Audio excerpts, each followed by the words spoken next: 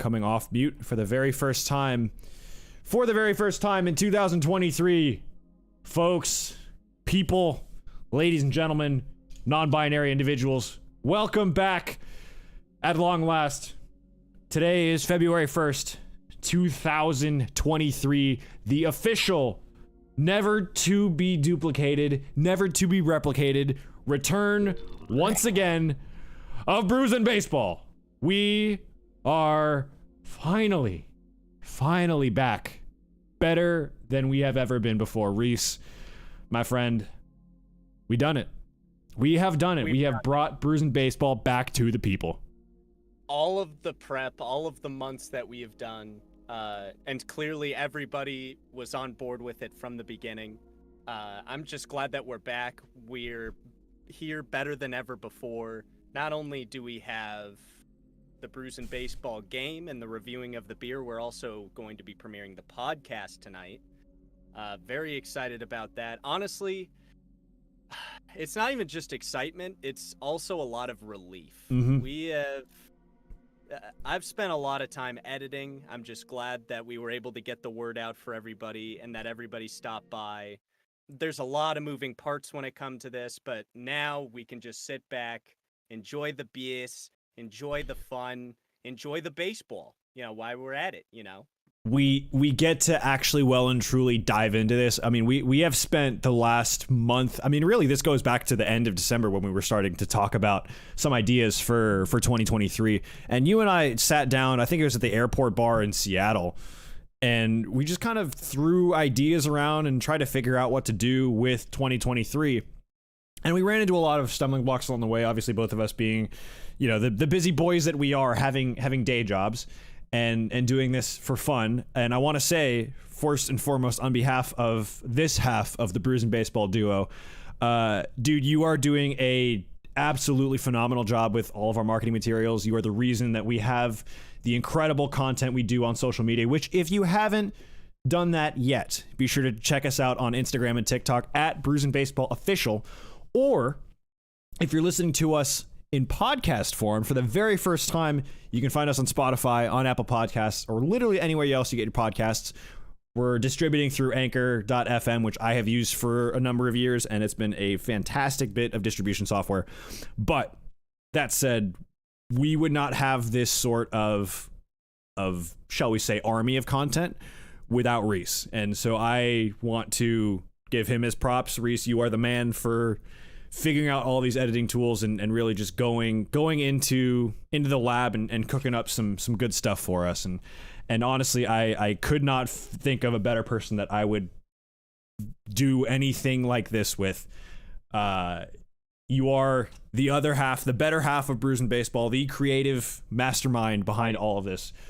Don't say the better half, because now, I mean, your standard is so high. Now I've got to go, our standards are so far up here, it's off of the screen. And now you're asking, hey, Reese, once you figure this out, buddy, you actually might be, Yeah, go from here to here really quickly. No, but I appreciate it. It's a lot of fun to just be able to edit something that's totally ridiculous while getting people out to watch our show, see us talk about baseball, play baseball on the video games, and most importantly, with the greatest segue that I think I have ever come up with in my entire life. Hey, Owen, would you like to introduce the beer? Hey, Reese. This week? Or should I say the beers? Oh, I would love to introduce the beers for this evening. Folks, tonight, last night, or was it the night? No, sorry, Monday night. Reese and I, we took a little field trip up to Burbank, California, to Trustworthy Brewing Company to pick up today's beer. We have two beers for you in our return to Brews and Baseball, a return to greatness, a return to glory. We've got two beers from Trustworthy Brewing Company in Burbank, California. First up tonight, the Brass Jar Hoppy Amber. Marinara.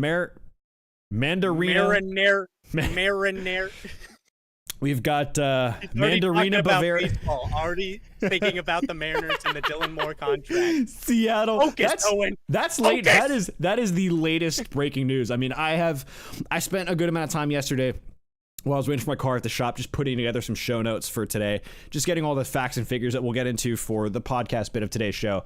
But really, it's we're already stumbling on the easy bits, which is just reading what's in front of us. Brass Jar Hoppy Amber. Just hand it over to me. Hi, kids. Good to see you again. Yeah, we took a field trip up to Trustworthy Brewing Company. Like he said, it's in Burbank, California. The first beer tonight, Brass Jar Hoppy Amber. It's a beer that comes with Mandarina Bavaria and Chinook hops. As a man from the Pacific Northwest, anything Chinook is already... So, even though that's a question that I'll have to ask, is like, what's the difference? Is there like a reason that the hops taste Chinook? Or is it just named Chinook like the fish? But that's beside the point.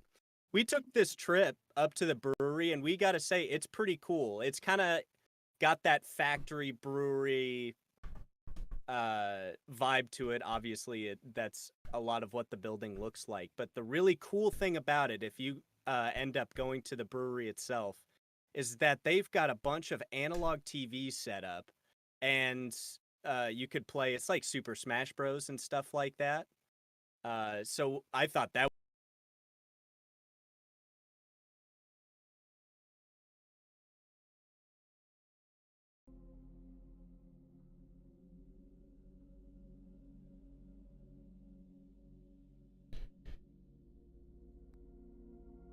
Yeah, you know what? Had literally cut out for the last 30 seconds, so I didn't hear a word of what you said, and I won't know what you said until...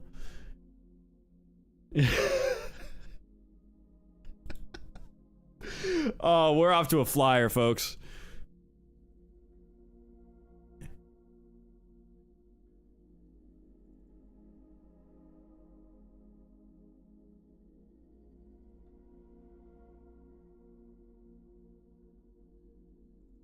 Mm-hmm. Yep. Yep.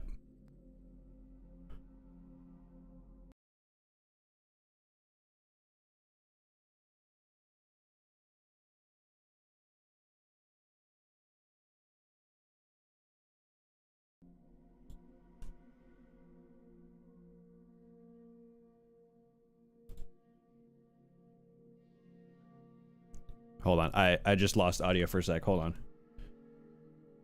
This is gonna have to be cut out in post, but thankfully we can do that now with the podcast bit. I love when this is happening right out of the gate.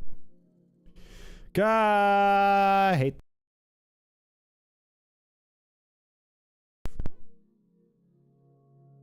No.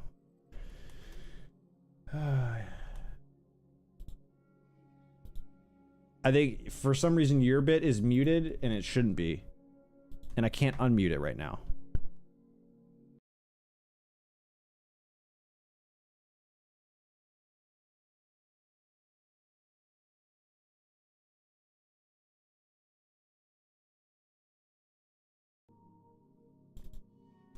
Hold on. There we go. Okay. You were completely muted out for that bit, which I hated, and now I think we're back up. So For that entire bit? No. For a good bit of it. Where did I leave off? All right, let's just start from the top. Hey, everybody. Welcome Brews and Baseball's back. We have just started the show. Nothing bad has happened yet. Nothing at all. For those of you just joining us, we have Trustworthy Brewing Company, the Brass Jar Hoppy Amber. I have to keep looking at it over and over again to make sure I can still read. It is a beer made with Mandarina, Bavaria, and Chinook hops. I was explaining at the top that anything Chinook, for a Northwest boy like me, obviously a plus. Chinook's a great fish. Chinook is a great hop. I enjoy it. It's 8% ABV, and it's an amber ale, which is kind of interesting because I usually go for the IPAs because of the high ABV, as you know, Mr. Veenan. Mm-hmm. But this amber ale, 8%, even more than a lot of the IPAs out on the market. So personally, I'm very excited about it. It is a beer that I don't normally have at the alcohol level that I would prefer it at. Yeah. Usually like your alcohol to be a little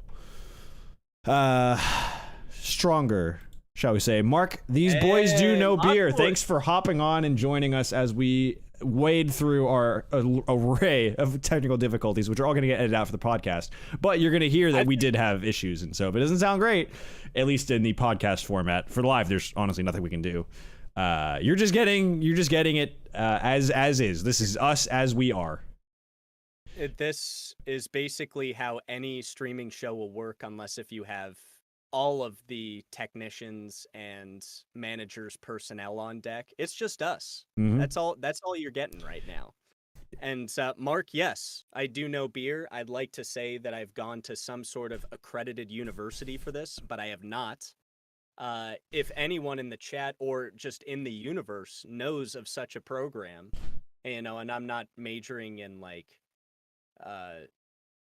-2 ABV golden ales, then we'll be doing just fine. Yeah, we're rocking and rolling. We're doing the damn thing here.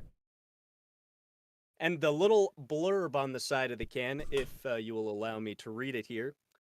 This bruiser of a beer comes out swinging, with one fist tattooed with hops and the other tattooed with malt. After a radiant red pour, you'll enjoy dank, earthy hops, toffee malt character, and a pleasantly dry finish. Very excited. Red pour. Very crucial bit of information that I was not aware of at the top. And I feel like that's one that's the definition of right up your alley. I think it is too. Bring on the weird. I'm there for it. Let's get except for eggnog beer.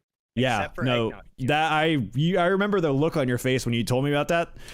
It does not get old to this day. You looked at me and you were like, no. Like, I've had less anxiety waiting for mundane medical results. That's what I'm saying. Oh, Lord. All right. I say we do the first and pouring. Let me get it all in the thing. Skull, my good man. Skull. Now, if those of you notice, I'm pouring it right in there. I'm not trying to get a flat head or anything like that because I've explained this on previous streams. Our frequent friends, guests, friends of the program. You know what we're talking about. You know what we're about here. If you're watching on the chat right now, the reason that I pour the beer this way is because would you rather have this to happen outside of your body in the glass or inside your body? And I can tell you the latter is never fun. The latter is not fun. The former is much preferred, I will say. And I had heard it once, but never really put it into action. And then I did it once after you mentioned it on the show and tried it, and I felt fine. I didn't get you don't get as bloated. You don't get as you don't feel as bad, which is good. Is good news for us because we do this every week. You know, we don't just do this on Tuesdays anymore. We've now, as we've been talking about, shifted our schedule. Well, we haven't really mentioned the release schedule, but that's a good segue. We've changed our release schedule from only Tuesdays for Brews and Baseball to Tuesdays and Wednesdays. And on those Wednesdays, these audios from the audio clips, all that stuff from the podcast edition, which is on Wednesdays, will then go up on the various podcast platforms on Thursday morning. So effectively, you're getting 3 different bits of Brews and Baseball content 3 days a week. And I think that's a beautiful thing.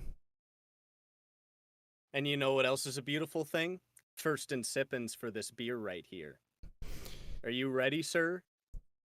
Quite a bit ahead on it, but there's no time like the present, my friend. To a new year of Brews and Baseball.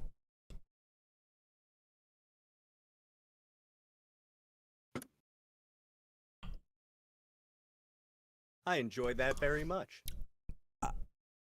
I'm a really, really big fan of that. I mean, it's funny because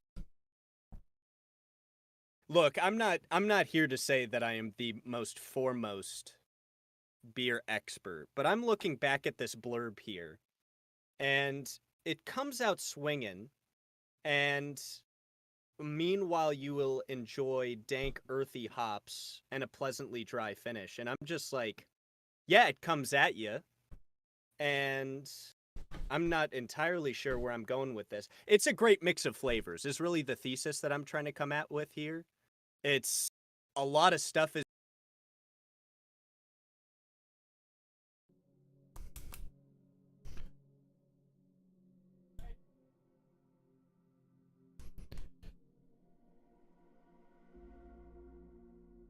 Yeah, but it just stopped. But this thing is going out of control. Okay. I missed the last little blurb you said again, but this thing is, hold on folks, this thing is really bothering me. No, it gives me another chance to put this in English that everybody will understand. So, my first impressions of this, it is definitely very good. Looking at the blurb, I was thinking, okay, it's going to be intense, a lot of stuff going on, but I didn't get that at all. It wasn't overwhelming. Right. It definitely has a distinct flavor, but it's not. It doesn't put you off. Right. It definitely doesn't put you off. It almost feels like smooth as a finish, which is why it was like dry finish. I was like, yep, that's why. Right. It doesn't feel like there's just all that nonsense going on. It doesn't feel like it's 10 different flavors all hitting you at once. It doesn't feel like it's hops and malt. It kind of feels like more of a warm hug. And that's the kind of vibe that I'm getting, and that's the kind of vibe that we really want here at Brews and Baseball. We want to feel warm hugs. Well, and I think another thing that would offer a warm hug, because you know it would go really well with this beer? Nice spicy sausage. Spicy sausage and the beer. You gotta have both. It goes really well with it. It does. And folks, for those of you who are new to the show, A, welcome. But also B, we do a thing on the show that, since this is not our day jobs yet, speaking it into existence, we have to juggle our regular jobs, our 9-to-5s, with doing this. And sometimes, that job runs a little late, so we end up eating on the stream. So it's not a very uncommon occurrence to have us literally eat while we do the show. So sometimes the best way to determine a beer is good is if it goes with the food that you eat. Exactly. And if it pairs really well with that particular meal, then you have a meal and you have a recipe suggestion from yours truly, your friendly neighborhood Brews and Baseball boys. A lot of B's in there. You better hurry up and tell me how you think the beer is, because I'm pretty close to part 2 here. We haven't even talked about baseball. we haven't talked about put together a whole rundown. We haven't even come close to touching that yet. But I think it was episode, God, this must have been episode 10. I probably have the file somewhere, or maybe not. I don't know. This was many, many moons ago. It was actually at the old place in K-Town, where we had, I believe it was a German style red ale. It wasn't a German red ale, but it was a I can't remember the name of the brewery, but it was up in Ventura, I think. And that to me was the standard for brown ales, or amber ales rather. Up until today, this is, I think now, this is the standard for amber ales. I mean, this is absolutely sensational. You love to see it. Love to see it. But here's my thing, though. We're not beer experts. We enjoy good beer. Mm-hmm. But would it become the standard of it if mostly amber ales are known with lesser ABV? People might be turned off by high ABV amber ales. I agree with you wholeheartedly that it should be included in the standard. Yeah. But I've got to protect us legally from the secret beer societies that fuel this operation. The deep beer state. The deep beer state. Yeah. No, I mean, listen, as far as the ABV goes, that doesn't factor in as much when it comes to my general enjoyment. Now, does that change in an hour or two? Probably. But as of right now, just the sheer taste of it. I mean, this I think is the standard for brown ales, just from the taste profile. Now, obviously, the reason we do this is so we can get more of a full-on effect of what the beer does, not just how it tastes. That said, this tastes pretty darn good. I mean, I enjoyed this a lot. It's a really good. I'm very happy with this. We were lucky enough to sample one of the beers at Trustworthy, and there felt like there was some. I can't remember which one it was. I think it was something. No, don't say it. I'm not saying it by name. That's a secret. Okay, that's a secret. For another time. But yes, we tried it. We did try one beer. What is your comment, sir? There felt like there was something missing from that beer. Is really the gist of the comment. But I really don't feel that way about this one. This is a very complete offering from Trustworthy Brewing Company, and I think as such we have ourselves a very, very hard hitter to lead off 2023 for us. Okay, then with that being said, sir, I think the rating should be out of 80 because it's 8.0% ABV. I'm looking for other clues in here, but 80 what? Maybe 80 brass jars? 80 technical difficulties? I'd say 80 technical 80 technical difficulties. It wouldn't be Brews and Baseball if we didn't have technical difficulties right off the bat. But hey, we're trying something new this year. And we're doing a more comprehensive look at the two boys behind Brews and Baseball, not just the games itself. You get to know us, you get to know our baseball personalities as far as just being baseball fans. We have a lot of stuff to talk about, which we will get to in a minute. But I think 80 technical difficulties for right now is the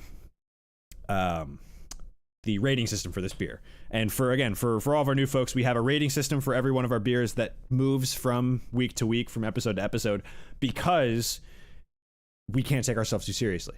Because if you told us you have to rate this beer out of 5 stars every single week, like this is our 53rd time doing this, 53 episodes. In a lot of cases, especially in 2020, I mean, starting halfway through 2022, we started doing 2 beers an episode, 2 different beers an episode. And so really, if you figured we started that halfway through the life cycle of the show, that's upwards of 90 beers. I mean, it's not quite 2 per, but it's a lot. It's up there. We've done a lot of these beers. So if we do 5 stars for every single one of them, it gets stale, it gets boring. Then you lose interest, we lose interest, and we don't have the same enjoyment. So it's a rotating rating system based on what happens that week. I personally love it. I know Reese is a fan. That's just what we do here.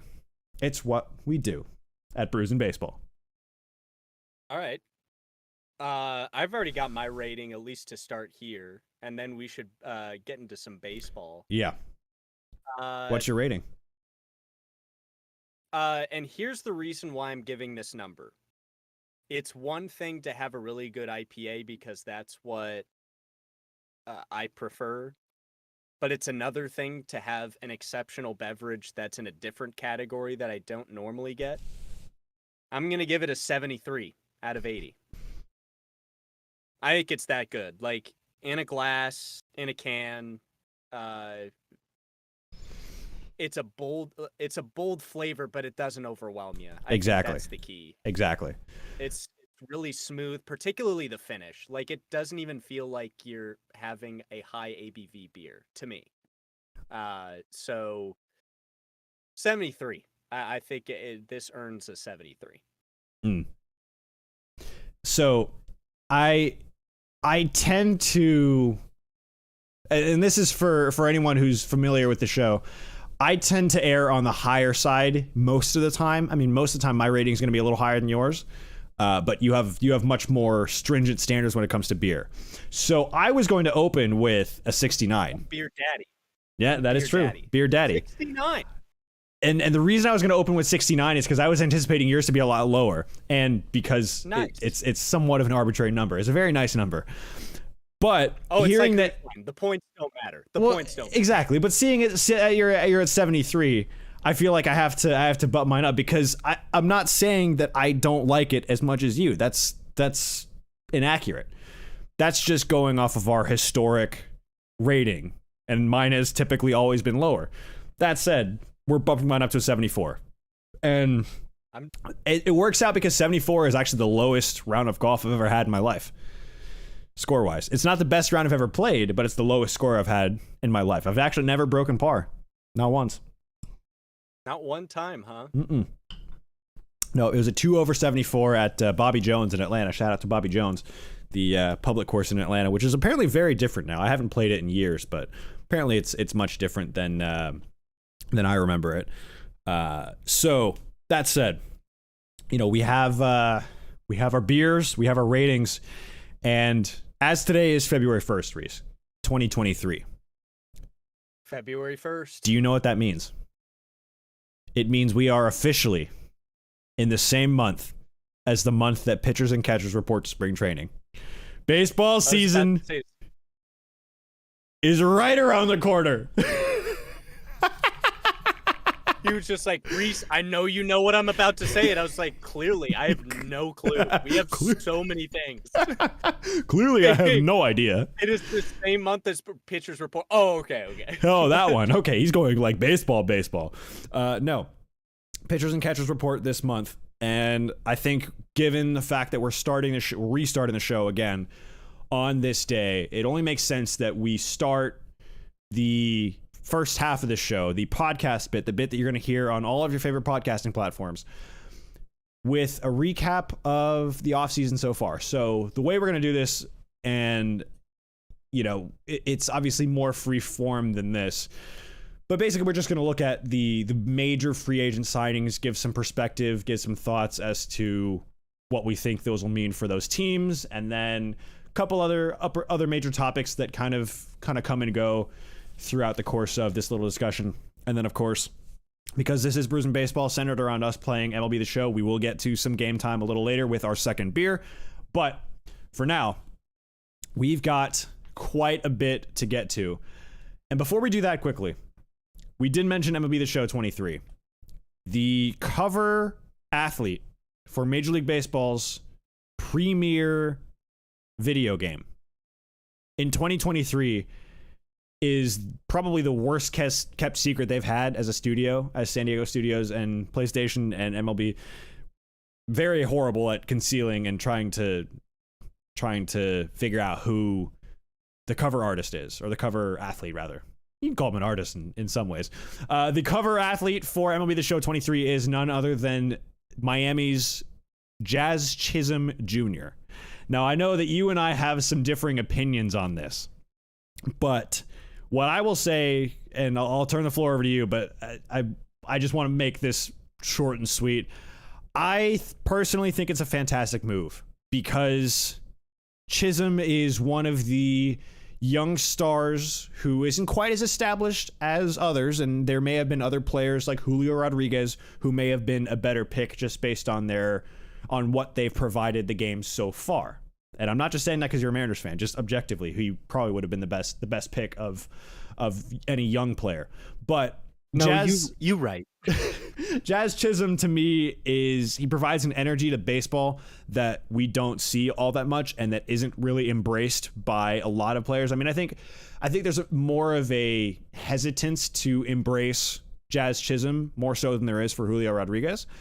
So I think having him on the cover of a show or on the cover of a video game, and the premier video game, I think it's a good thing because it puts him back in that conversation, and it moves the general, not only baseball audience, but sporting audience, gaming audience towards understanding who he is as a player.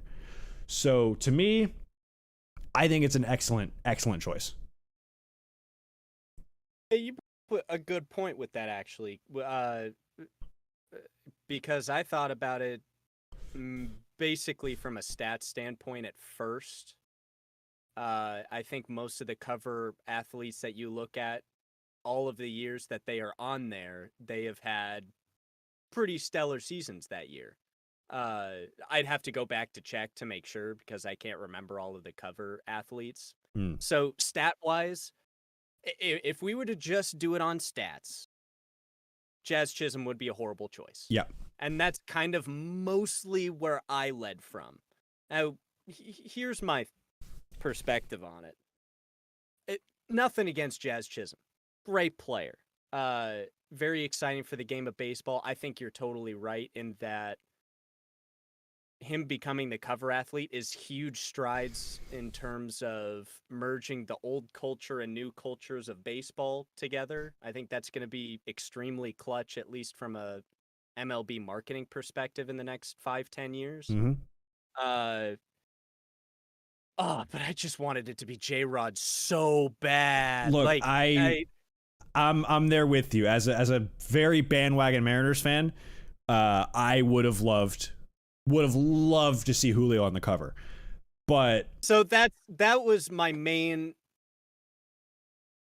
not anti-argument. What is it? Counter argument. Retort. Counter argument. Let's go with retort. That I like retort better. I like the word. This is my retort, sir. This is my retort. And I forgot what my retort was, but it basically, I was really hoping for J-Rod. From a stats perspective, I think there are a few other names that probably would have been in there, but I really think it's the culture like you described, which is a huge, important part of it. B, he's a young player that has had some established success in the league. Because my fear also is if they did put J-Rod on the cover, he becomes another Kyle Lewis. And he has one solid year of rookie production, and then after that, you know what I mean? Kind of like the Madden curse. Yeah. I don't want there to become the show curse. You know what I mean? Yeah. After you get your cover, you get yeeted in some way. Right. I don't know what the sport or the parameters of the Madden curse is, but I don't want anything near J-Rod for that. Yeah. Not even close. Right. And so here's the thing with that. It makes sense because you think of, who has kind of made the most sense to put on the cover the last 2 years specifically. The last two baseball seasons. And this is obviously way before they announced Chisholm as the cover star. So in 2022, what was the major storyline from a baseball perspective as far as play, individual stories? Well, it has to be Aaron Judge because Aaron Judge broke an American League record. That's huge. That doesn't happen every year. 2021. Already has a cover. Exactly. He has a cover. Shohei Ohtani. We've never seen anything like it. In 2022, we saw more of the same, maybe not on that same level. I mean, you're grasping at straws to see who was, what was different in 22 versus 21 for Ohtani. But 21 was all about him. So he got the cover for MLB 22. And then you go back further and further, you have guys like Ortiz, Josh Donaldson was on the cover, Tatis was on the cover, and they all made sense from a what did they bring to the game perspective. For 23, what I personally like about it is they didn't look at what did they do on the field. They looked at what does this person represent for the game of baseball. And to me, Chisholm represents moving toward, I mean, obviously you could have gone with any number of young players. You could have gone with Acuna. You could have gone with, Chisholm was obviously a really good one. You could have looked all throughout Major League Baseball. There's a ton of young players. Julio Rodriguez, like we talked about. There's a ton of young players who more than deserve to be on that list. But at the end of the day, choosing between a guy, assuming Judge is not in the picture because he already has a cover, choosing between Chisholm and J-Rod is it's not quite the same comparison, and it's also there's no losing. We all win here. It's just a question of who wins more. In this case, nobody loses. Exactly. It's good for the game. It is a cover for a video game. Right. Nobody loses. And who actually gets the physical hard copy of a game anymore? I mean, I can't remember the last game I got a physical cover for, a physical copy of the disc.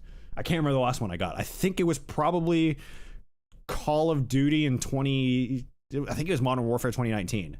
So that tells you how long it's been since I've gotten a physical cover for a game. It's a symbolic thing more than anything. So for me, the fact that it is this specific symbol, it's this specific person, is good. It's very, very good for the profile of the sport. And I think that is when all of us win. I'm gonna Joe Rogan this right now. I'm looking up all of the MLB The Show covers. Because here's another thing they could have done. And I understand why they didn't, because they want to appeal to the younger crowd. But what they could have done is, like a couple of times Junior was, or not a couple of times, one time Ken Griffey Jr. was on MLB The Show cover. Yep. I'm trying to see. Bernie Williams, first MLB The Show cover, MLB 98. 99 Cal Ripken. I think that's... You'll like this one, I think, if you know who this is. MLB 2000, Mo Vaughn. Oh, be still, my heart. Be still. I'm looking up Mo Vaughn stats. Mo Vaughn. In, what did I say? 2000? 2000, yeah. Baseball legend Mo Vaughn. Oh, would have to have been 99. From the 99 season. Yeah. So let's take a look. His here. 1999 season. Wasn't an all-star. He was in 98. Yeah. 99 season. He hit 337 in 98. That's 281 in 99. Yeah, with 33 ding-dongs. 63 runs, 147 hits. I wonder if he got injured. It must have been, because his years are pretty identical. He had a higher OPS in 98. Oh, but he has all the games. Yeah. Or he has 139. That's pretty close to a full season. Yeah, he has a career OPS plus of 132, so Mo Vaughn could hit. Mo Vaughn could produce runs. Mo Vaughn did the damn thing. He has a 119 OPS plus too, which is like, so if I were to compare, maybe Mo Vaughn back in the old days would bring fourth in MVP voting in that year. Because I'm trying to see if he had a particularly, was he kind of like Jazz in that he kind of appealed to the younger crowds of baseball? I think he's kind of like a Vogelback character. He's a big boy, he can hit dingers all day long. That might be the closest comparison I can think of to this particular cover. Yeah. I have to do a little bit more research on it. But as we continue, Chipper Jones, MLB 2001. Don't have a problem with that. He was, 99 NL MVP, Mr. Jones was? And 2000 MVP. There you go. So that's one. I mean, he's kind of he was the face of the Braves until 2012, basically. All throughout my childhood and into the late teenage years, is Chipper Jones was the Atlanta Braves, much like Freddie Freeman was up until he left, and then for a year Dansby Swanson, but now it's really Ronald Acuna's. It's Acuna's team now. Do you want me to just put a bunker in that whole statement you just said? MLB 2002 cover artist, former Atlanta Brave legend, Andrew Jones. Andrew Jones. Well, it's a disservice to the Braves to name one of those guys as the guy, because God, watching both those guys as a kid was such a dream. And then the season that Andrew had 51 homers was so much fun to watch. I mean, he was tearing the cover off the ball all year, playing Gold Glove center field. He should be a Hall of Famer already, but I anticipate he will be at some point. Just he isn't yet. That's more so the idea. MLB 2003, this one's pretty obvious. Barry Bonds. Yeah, no shock there. Quite possibly 4 of the greatest seasons from an OPS plus standpoint of all time. Yep. MLB 2004, Sean Green. Sean Green. That is I'm okay with that. Let's take a look at Sean Green's stats that year, because part of me is going, because it's him in a Dodgers uniform. I think that was the year he had like 4 in a game. Probably. But even then, so it would have to be the 2003 season. He was the All-Star in 2002. They might start developing these, but it's back in the old days, so probably not. But I was going to say, it's like they develop these games sometimes over a year in advance. Yeah. And he was an All-Star in 2002, but not 2003. I mean, he had a combined... Yeah. OPS plus 116, that's good. OPS of 814, that's very good. Batting average 280, yeah. Yeah, I mean... Totally. The offensive metrics these days, they really do like him. I mean, his career OPS plus is 120, and that's a really solid number. You know, these days he would be getting probably $20 million a year for that kind of production, for teams just looking for that kind of production. And, you know, MLB 2005. This is a throwback, at least for me. Eric Chavez. How about that? I'm very much I remember at least him around that time. That was his prime. I'm good with that as a cover. He would absolutely torment the Mariners during those times, but we would lose anyway, so it didn't matter. Yeah, everything after 01 and 02. Look up Vladimir Guerrero's stats. Well, MLB The Show 2006. 06. That's the only reason why I'm saying. Because he's in Anaheim, might not have the greatest production years like when he was with Montreal. And for the 2006 season or from 2006? 2005. 2005, yeah. All-Star, 317, 394, 565 slash line, 959 OPS, 154 OPS plus. Please stop talking. I'm already crying. I mean, he's an Angels. He's on the Angels during that time. Yeah. I think one of those years, I think it was 07 he won the Derby. And 2006 he was 9th in MVP voting. 2005 he was 3rd in MVP voting. Silver Slugger, All-Star. Yeah, MVP in 2004 with the Angels. I mean, listen, Vladdy had one of the Vladdy Senior, that is, of course, having one of the great all-time careers, really, just all around. And MLB The Show 21, you used him quite a bit to torment me because there was not one single flaw in his game. And I'd only counter with, you know, the likes of Hank Aaron and Willie Mays in right field. Just those, you know, those guys. Because no one was taking center field away from Mickey Mantle. I mean, I remember in 21, once Mickey Mantle made his way to center field, there was no getting him out of the lineup. He was in there. There's a 99 Mickey Mantle in this version too, and I just haven't had the option. I'm waiting until 23, and we're just gonna get to them. I think most people are waiting until 23. I mean, pretty much. I haven't played this game since our last episode in 2022, right around Christmas time, episode 52 of Brews and Baseball. So it's been a minute for me too. Like I haven't touched this game, and I mean. There's a lot of things they got wrong in 22, and I think we're comfortably far enough away from release and close enough to 23 that we can talk about it like that. They got so many things wrong with 22. Okay, save that for right after this. I want to finish all of the cover guys, and then we'll go. Okay.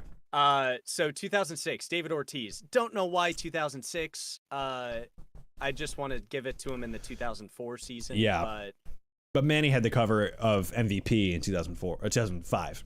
So from the 04 season.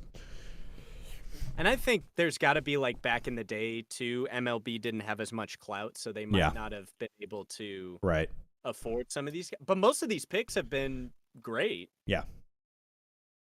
Let's go to David Ortiz. I'm going to 2006. He was an all-star, so what am I talking about? Batting average, 287. Oh, OPS is over 1. Okay, we're good. OPS plus 161. That's pretty good. 137 RBIs. That's huge. 54 home runs. That's okay. Gigantic. 119 walks to 117 strikeouts.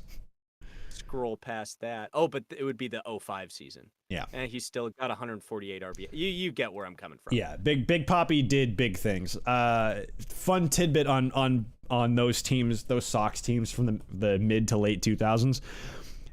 2007, the year they won the World Series, I went to a game in Atlanta when they were in town, And I went with my dad and my brother, and we got to our seats at the bottom of the first inning, and it was 5-0 Boston. The game was over in the first. I mean, I think they put a 5 spot in the first, and then they added like 4 in the second. I mean, the game was over by the third inning, and we were just there up until we wanted to go home. I mean, and those Braves teams it was like right after the 14 in a row had ended, and they were in a bit of a transition period because Chipper was getting older and more injury prone. He wasn't as productive as he was earlier in his career, and they were kind of recycling a lot of the pieces around him. The pitching staff was abysmal. I couldn't name more than 2-3 bullpen guys outside of Chris Rietsma, who my dad and I affectionately called batting practice. And Billy Quackenbush. Yeah, not a good time. So I will say the 2006 cover, speaking of fun little tidbits, you want to know who the alternate cover athlete was in Korea? Shin-Soo Choo. Shin-Soo Choo, the Birdman! Former Mariner prospect Shin-Soo Choo that we just gave away to Cleveland for reasons that if I got into it now, I will start to cry. Also, fun little tidbit about 06, that's when San Diego Studios took over. So 06. David Wright, 2007, makes sense. Yep. Ryan Howard, yeah. Yeah, 2000, MLB The Show 08. Yep, that makes sense. Oh, MLB The Show 09, cover athlete, former Boston Red Sox, Dustin Pedroia. Fresh off his MVP campaign in 2000, or no, sorry, was his MVP? Oh, I think it was his MVP year. It was 08 or 09. I can't remember which one. Well, if we're talking about Red Sox before 1970, you'd probably be the expert on it. So, it was 08. Yeah. Okay. So I knew it was 07. 07 was his rookie year. I think he played a couple games in 06, but then he really came up in 07 as part of that team, and then 08, rookie of the year, and then MVP the next year, and then. The issue with Pedroia was always as a smaller guy, he would struggle to, I mean, his body just broke down much quicker than really it should have for anyone. But he, in his prime, those 08, 09, 2010 years, he was a very, very good second baseman. I remember it was between like him, Cano, and like Ian Kinsler for best second baseman in baseball. And it was just one of those three any given year. Holy crap. So, you want a little plot twist going right now. The cover athletes for both MLB The Show 10 and 11, Joseph Mauer. Joe Mauer. Got the Mauer power. Easy choice. Yeah. MVPs in both 9 and 10. Yep. Or All-Stars at least in both 9 and 10. I know he was MVP in 09. Yep. But not 10. Joe Mauer. Oh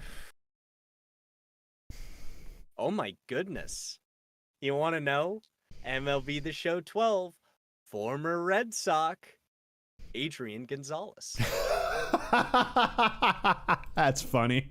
That's 27 home runs, 117 runs with the Boston Red Sox. Yep.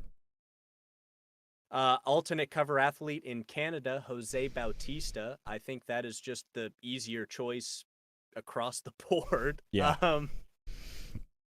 Kutch is on 13. That makes sense. Yep. Jose Bautista in Canada. And please forgive me on the pronunciation because it's from Taiwan. Wei Yin Chen. What Here, like his... if I spell it to you and send it to you in a text,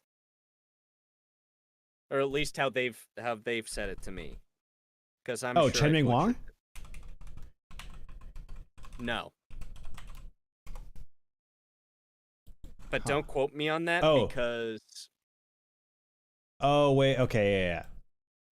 Fun fact: he's from the same hometown as my mom. Well, he was born there you go. in the same hometown.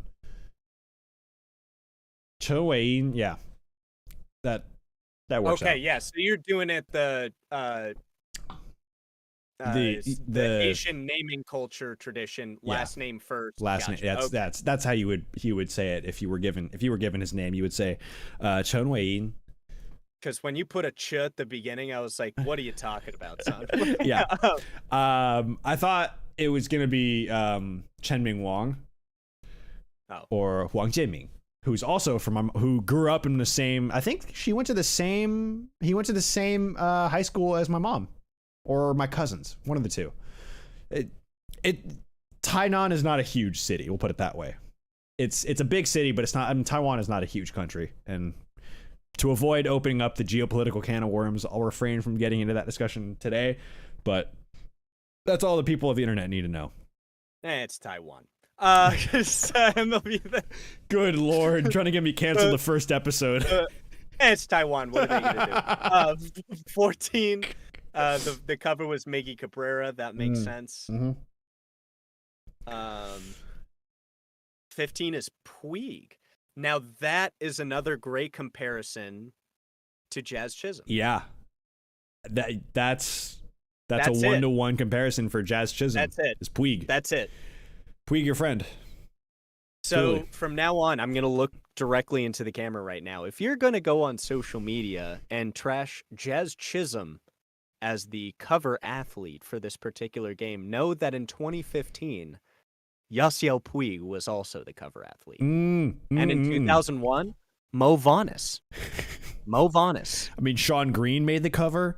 Like, Sean Green had a year, though. Yeah, he did. But, I mean, you either have a statistically dominant year or you, for lack of a better word, you mean something to not just the game of baseball, not just Major League Baseball, but to the baseball community.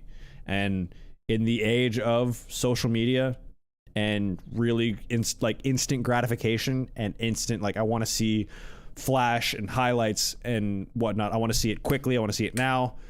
Jazz Chisholm is one of your guys. It has to be said.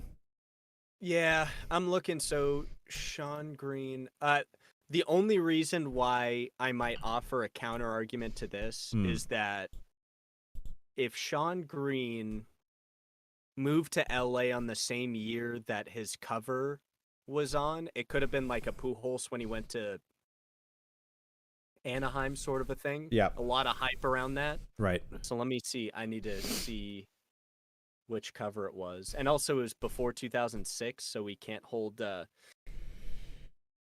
San Diego studios viable in any way. Not that we would anyway, but just for humor's sake. Also, by the way, while I'm looking this up, alternate cover athlete in 14 for Canada was Brett Laurie. So Sean Green. So it's 2004. He ended his career with the Dodgers in 2004. Yeah, so maybe... Yeah, Sean Green, Mo Vaughn, Yasiel, and now Chisholm. Just stats don't help them. Let's put it that way. Right. Probably Donaldson too, because Donaldson is 16. But before I get to 16, Russell Martin is the cover athlete in Canada. That makes sense. That tracks. Korea. Yeah. And then Chen Wei-yin. Chen Wei-yin. Chen Wei-yin. He's also for Taiwan until the day we die. Hell yeah. Frankus, what is up? But shout out to my boy Frank for popping in and joining us as per usual. One of our biggest fans, most loyal contributors. Thank you for joining us, Frank. If you're listening to this live, if you're listening to this in podcast form, if you're watching the VOD of this, you got to jump in on these live streams because Frank brings the truth on a daily basis. And by daily, I mean literally every time we do this. Every time we do this. So shout out. Cover 2016, Josh Donaldson. Sure. Yep. All-Star 2015, 2016. It's one of his. Also 2014. I'm pretty sure. Wasn't that his MVP year? 15 or 16? 15. That would make sense because he got Yeah. 122 runs, 123 RBIs, 352 total bases. Yeah, that sounds like an MVP season. Let's look at his MVP. MVP is a shortstop. Get out of here. Yeah, with Toronto. OPS That's 6. 151. Oh no, that's Silver Slugger. That's not shortstop. He was he was third. He was a third. Yeah, he's been a third. Yeah, I was gonna say, it was like he was a shortstop. Yeah, I mean it's a similar skill set. You got to have a good arm and some range and be pretty quick. But shortstops tend to have to. I mean, you could probably see this from our softball team. I could not play shortstop because I'm just not nearly athletic enough. Show 17. That's junior's year. Yeah, and that's a good one. I think that's when they started to reincorporate some legends of the game back into it. If anyone ever refutes that, then you're just lying to yourself. Truly. Alternate cover athletes. Aaron Sanchez in Canada. I don't even know who that is. Oh, he was one of the starters. It was like Sanchez and Stroman, and there were like a couple other starters from those teams that went to the playoffs. Yeah, he was elite one of those years. Chen Wei-yin, also Taiwan, and then Hyun-Soo Kim for Korea. There you go. Kim Hyun-Soo. There you go. Yeah, I'm learning. Yeah, you are. MLB The Show 18, Aaron Judge, Doi. Yeah, should have been MVP in 2017. Alternate cover athlete in Canada, Marcus Stroman. Yep. Very okay with that. Yep. 19 is Bryce Harper. Yep. 20 is Javi Baez. Yep. How good was Javi Baez's 2019? Let's look at it. It was good. I wouldn't say it was like elite from what I recall. I could be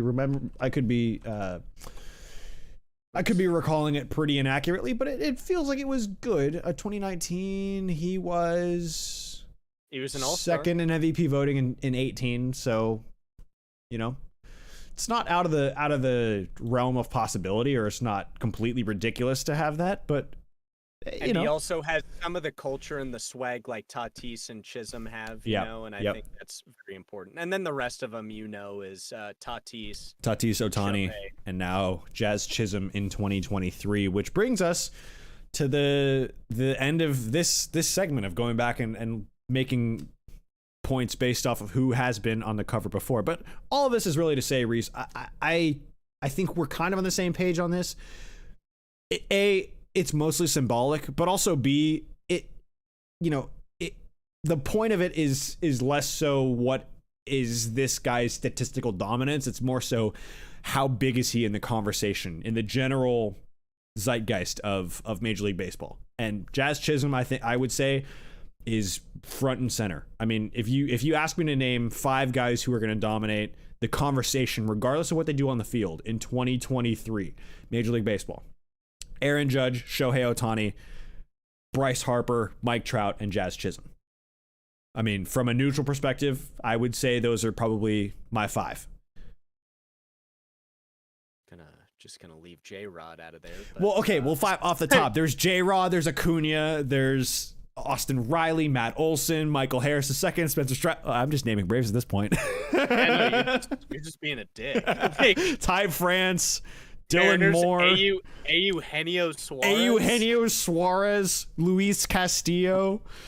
Folks, if you don't know, think we're relatively on the same page. Yeah. It's just I'm very disappointed it wasn't J-Rod, because I think he does have a similar appeal that Jazz Chisholm does. Yep.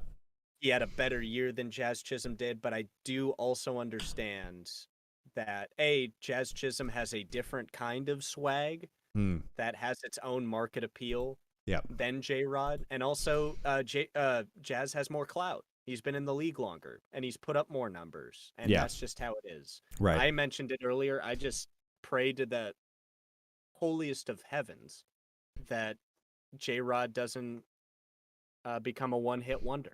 Yep. And I think all of baseball deserves more than just a one-hit wonder. Baseball deserves young players who are in the league, playing for one team for years, because the next coming of Pujols, the next coming of Molina, and You think of the guys who have made the Hall, like Chipper, Andrew Jones played with basically one team his whole career. Griffey Jr. was mostly a Mariner. You could go on and on about guys who have been with one team for, if not their whole career, then the bulk of their careers. And I think we want to have more of those. And I think it's just good for the league. Yeah. I'm not sad with the choice. I kind of wished it was J-Rod, but look, it is what it is. Merry Christmas. Yep. I think the main thing is we can't say that Jazz Chisholm is a bad choice. No, not at all. I think at least a lot of the arguments that I've seen over socials is that Jazz Chisholm is a bad choice. Not the right choice, the bad choice. Yeah, and I think that is incorrect. That's a bad take. It's a horrible take. Because even some of these people are saying it's like, oh well, Arenado is just like, but look at it from a marketing perspective. Arenado is not one of the top guys in the league from a mince my words here just a little bit, from a social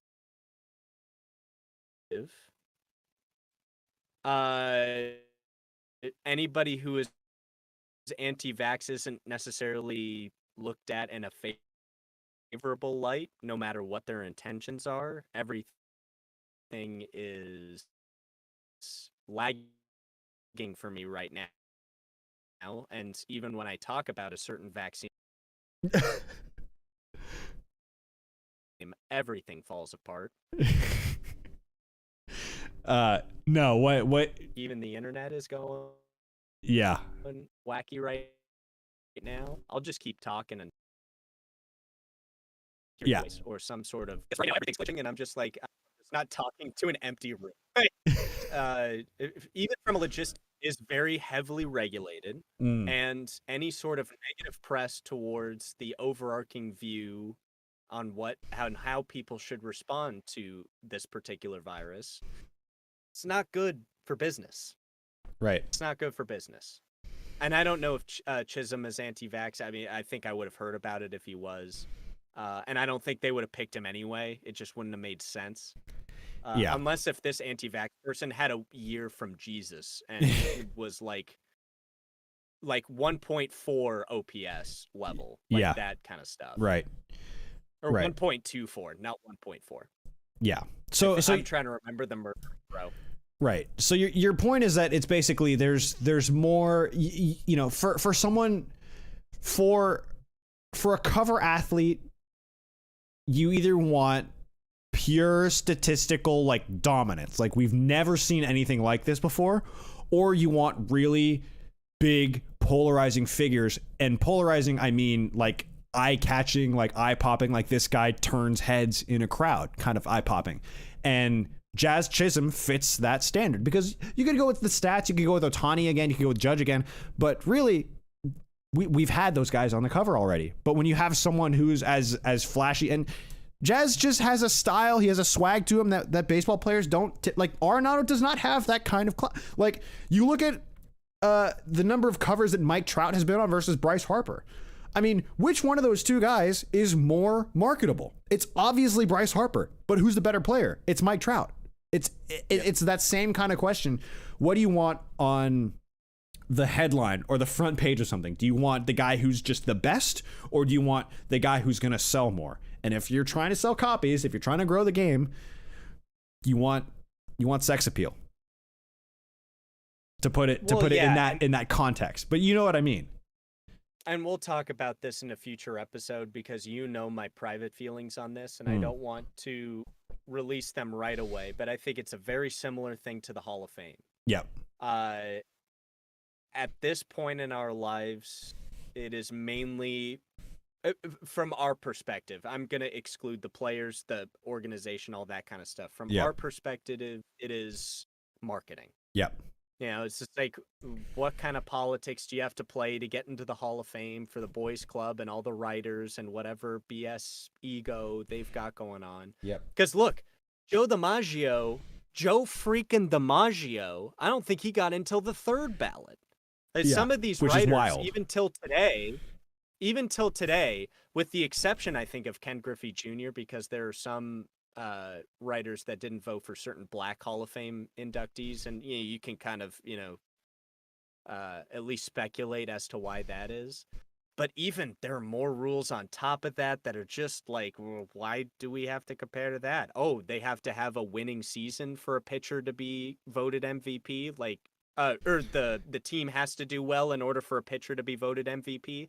Like, yeah, so and I've made clear before my feelings on the team success metric for individual awards. And this is beyond baseball too. This goes to football and basketball too. It's like, oh, well, is his team winning? And it's like, well, that's much harder to quantify than a player's impact individually. And if a player's, I mean, look at Mike Trout. It doesn't get applied on a year by year basis. If it got applied every single year in the exact same way every single year, I'd have no problem with it. But it gets applied when it fits whatever narrative the writer is trying to push. So having writers vote on Hall of Fame, MVP, etc., to me is still backwards. It should be voted on by players. I do understand, however, and I will make this point. Players or by the fans? No, by players. All Pro is voted on by players. So All Pro is All MLB is a new one. So I'll get to that in a second. But the reason that MVP, Cy Young, etc. It's the Baseball Writers Association. There's different awards, like there's the AP MVP. There's different awards, but the main one that's widely accepted as to win an MVP is the Baseball Writers Association MVP or Cy Young. And the reason they have it be such a small number of people voting on it is so they can have unanimous. So it has a certain prestige. If you get 30 out of 30 votes, you're unanimous. You are the best pitcher, the best position player, etc. Or maybe sometimes both. But when it comes to things like All MVP, All MLB, which I think they only really instituted a couple of years ago, that's voted on by players and coaches and people around the league. So that's voted on by people who are on a daily basis. For lack of a better term, they're in the trenches on a daily basis. They know what greatness looks like when they see it, because sometimes you play with it every night, you play against it every night, you play against it 3 times a year, you play against it 18 times a year. It's one of those like prestige things, which, look, I get it. I'm not naive to say, oh, it should be this way because I disagree with that opinion. It's more so just like, no, I get it. I get why it is the way it is. I don't love it, but I get it. But I want to pose this to you, though. Who visits the Hall of Fame Museum? Usually just fans. So that becomes the other part of it, too. Sense. I know we're ignoring all of the facts of politics and business and all that kind of stuff, but let me just pose this to you as I move my mic closer and as I look directly into the camera. Wouldn't it just make a little bit more sense if they let the fans, the people that pay the money to see them, that pay the money to go to the museums, that will tell these stories until they die, why don't they get the vote on who gets to be in the Hall of Fame? No, for the Hall of Fame. For the Hall of Fame, I don't disagree. I was mainly referencing the current season, the current awards like MVP and Cy Young. But for the Hall of Fame, no, I get.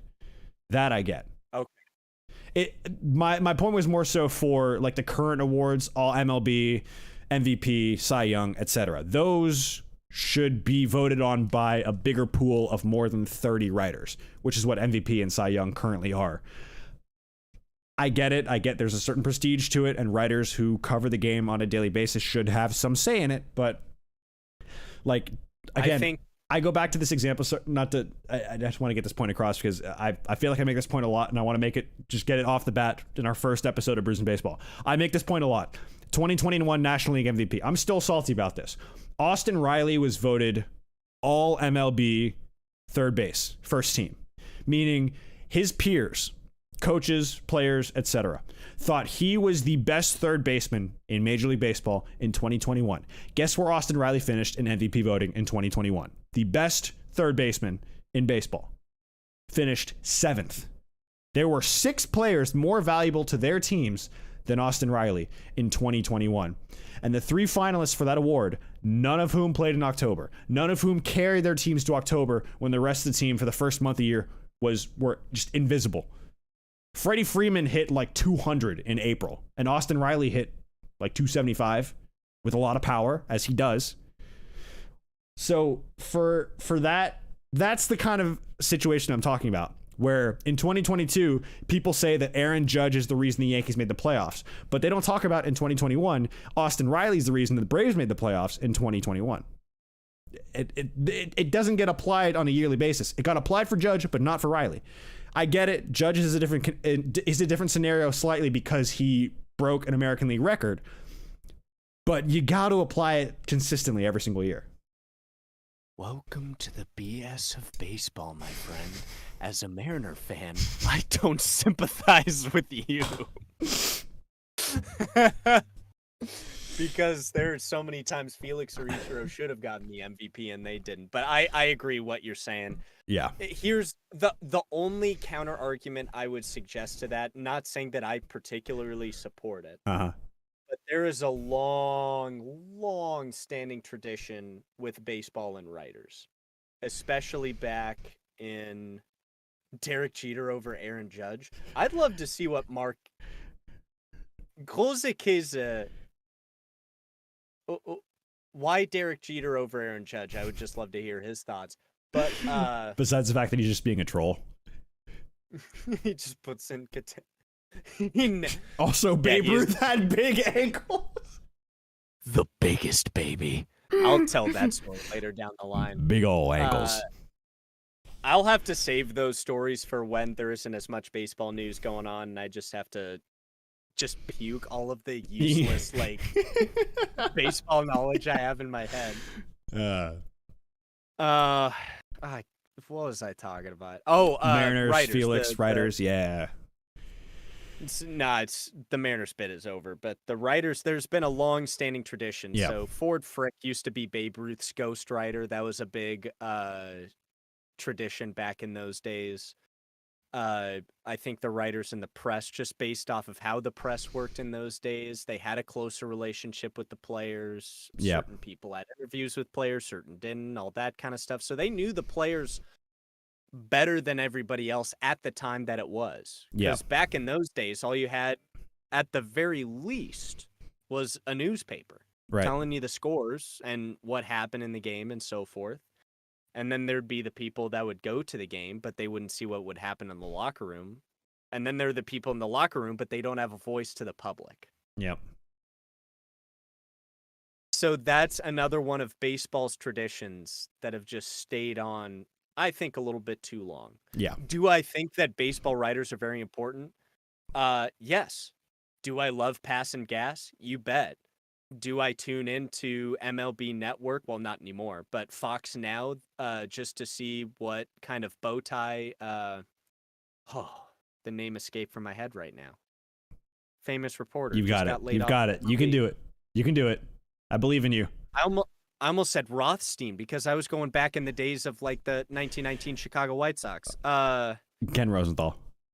Rosenthal. I knew it was an R. I knew it was an R. You were close. Ken Rosenthal. I mean, those guys are very important. I think especially Rosenthal, because he was able to write an article about Rob Manfred to his face, and he got fired for it. And I think that gives us a little bit of a clue as to what the organization, how they operate, and all that kind of stuff. Yep.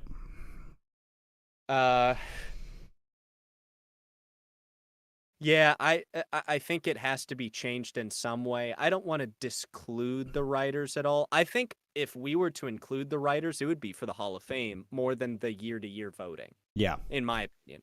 Because as a writer, you are doing something that is artistic in fashion. You can kind of create an image that is marketable in a Hall of Fame perspective. You can say, oh, well, look at all of the stories I can compile about Mickey Mantle and about him getting blowies, like that kind of stuff. But You can't tell the story about Mickey Mantle and not laugh because it's just. Oh my God, that is not a PG rated story, but I'm sure those of you Story who for another day. Once we get our Patreons, we can tell those stories. Yeah, but, right. That can be the Brews and Baseball After Dark edition. But I think what would be a cool thing is if they transitioned the writers to be part of the Veterans Committee, or whatever, the New Era Committee, whatever it's called. Yeah. I agree. That be involved with the Hall of Fame voting along with the people. I think that's their wheelhouse at this point in the game. Yep. Just because we have access to so much information that even if we're kind of like a on the fringe fan, we can make a reasonable assumption as to which one of our players is the better one. Yep. Even if you look at stats or which one is your favorite just based off of their demeanor. Because, I mean, people have been elected from their demeanor. I mean, as soon as I get this burp out, I guess that's kind of an overstatement, too. It's not the demeanor, but let's say that stats weren't the most important thing. Let's put it that way. It was more for their contributions to the game. That is a much better way of putting it. There you go. That's the one. Contributions That's the one. to the game. Yep. All in on that. So, no, I agree. There's a problem with the Hall of Fame. Why voting. Is Pie Trainer in the Hall of Fame? Why is Pie Trainer in the Hall of Fame? Other than the fact his name is Pie. I mean, that's a great name. That's it. But is it a Hall of Fame person, Hall of Fame caliber player? I don't know that's the answer. But again, this is one of the things that I think we'll get into more and more throughout the course of the next few years as guys that we watched growing up start to be on the ballot. I think the class when Ichiro gets on the ballot. Oh God! If he's not a first ballot Hall of Famer, I will toss things. In the only reason why I say that he might not be is because he doesn't have a power game. Yep. And that's kind of where the game is oriented right now. But yeah, you have to understand. I think Secret Base had an argument. I wouldn't say these particular 4 players, but people that changed the game were Babe Ruth, Ricky Henderson, Barry Bonds, and Ichiro. Yeah. Because of their approaches at the plate or to the game or what have you. Mm-hmm. To not include Ichiro on a Hall of Fame list, I think would just... It'd be thoroughly disrespectful. What are you doing? Exactly. What are you doing? Roger, he broke George Sisler's single season hit record.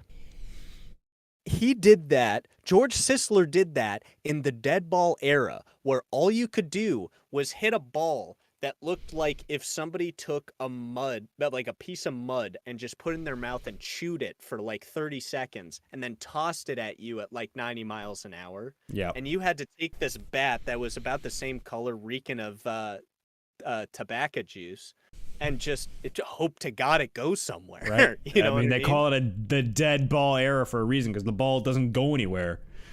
Dead ball. Like, come on now. That alone should get him in. Look, I'm not disagreeing. You will not find an argument from me on that. I will say, I do want to move on to the off season so far, because we have a few transactions and free agent signings that I think merit some discussion. But to end this Hall of Fame segment, let me just rattle off some names that are on the ballot for the first time in 2024. Some notable first-timers on the Hall of Fame ballot. So, we've got Adrian Beltre, Joe Mauer, Chase Utley, David Wright, Bartolo Colon, Matt Holliday, Adrian Gonzalez, Jose Bautista, Jose Reyes, Victor Martinez, and there's more on the list. Brandon Phillips, James Shields, Denard Span, Chase Headley, Giovanni Gallardo, Doug Fister, Brad Ziegler. I mean, there's some guys who will not be in it. But those first 4 or 5, Adrian Beltre, Joe Mauer, David Wright, Bartolo, I mean, those I think should all be Hall of Famers. I think those are the ones that I said yes to. And I'd say Holiday, Gonzalez, and Bautista are kind of fringe guys, and the guys beyond that are probably not Hall of Famers. Great careers, but probably not Hall of Famers. Yep. But Yep. And anyways, there's another thing. Hall of Fame people, they've got to elect at least somebody every year. exactly. And can you imagine Scott Rowland? Like, look, Scott Rowland is a great player. Is he the guy that I would be like, yep, that's the guy I'm voting for Hall of Fame any day? No. Yeah. But with that same argument, though, the fact that it's taken Todd Helton this long to get on the ballot, and you look at his OPS plus, which is the park adjusted OPS, it's still up there. It's still really, really good. Too, is I think a lot of the people, especially, I don't want to make assumptions, but there's still a very heavy emphasis on the more archaic stat points. Right. So instead of it's batting average instead of OPS plus, it's wins instead of ERA plus, or any of those kind of things. Yeah. Like WRC plus, WRC WOBA. I mean, oh, if you want WRC plus, you want to know who's at the very top of that? Hal Smith in the 1960 World Series. You want to know how I know that? Number one, foolish baseball, but number two, shout out to Bailey. Dude's great. Former Brave. Gotta love foolish baseball.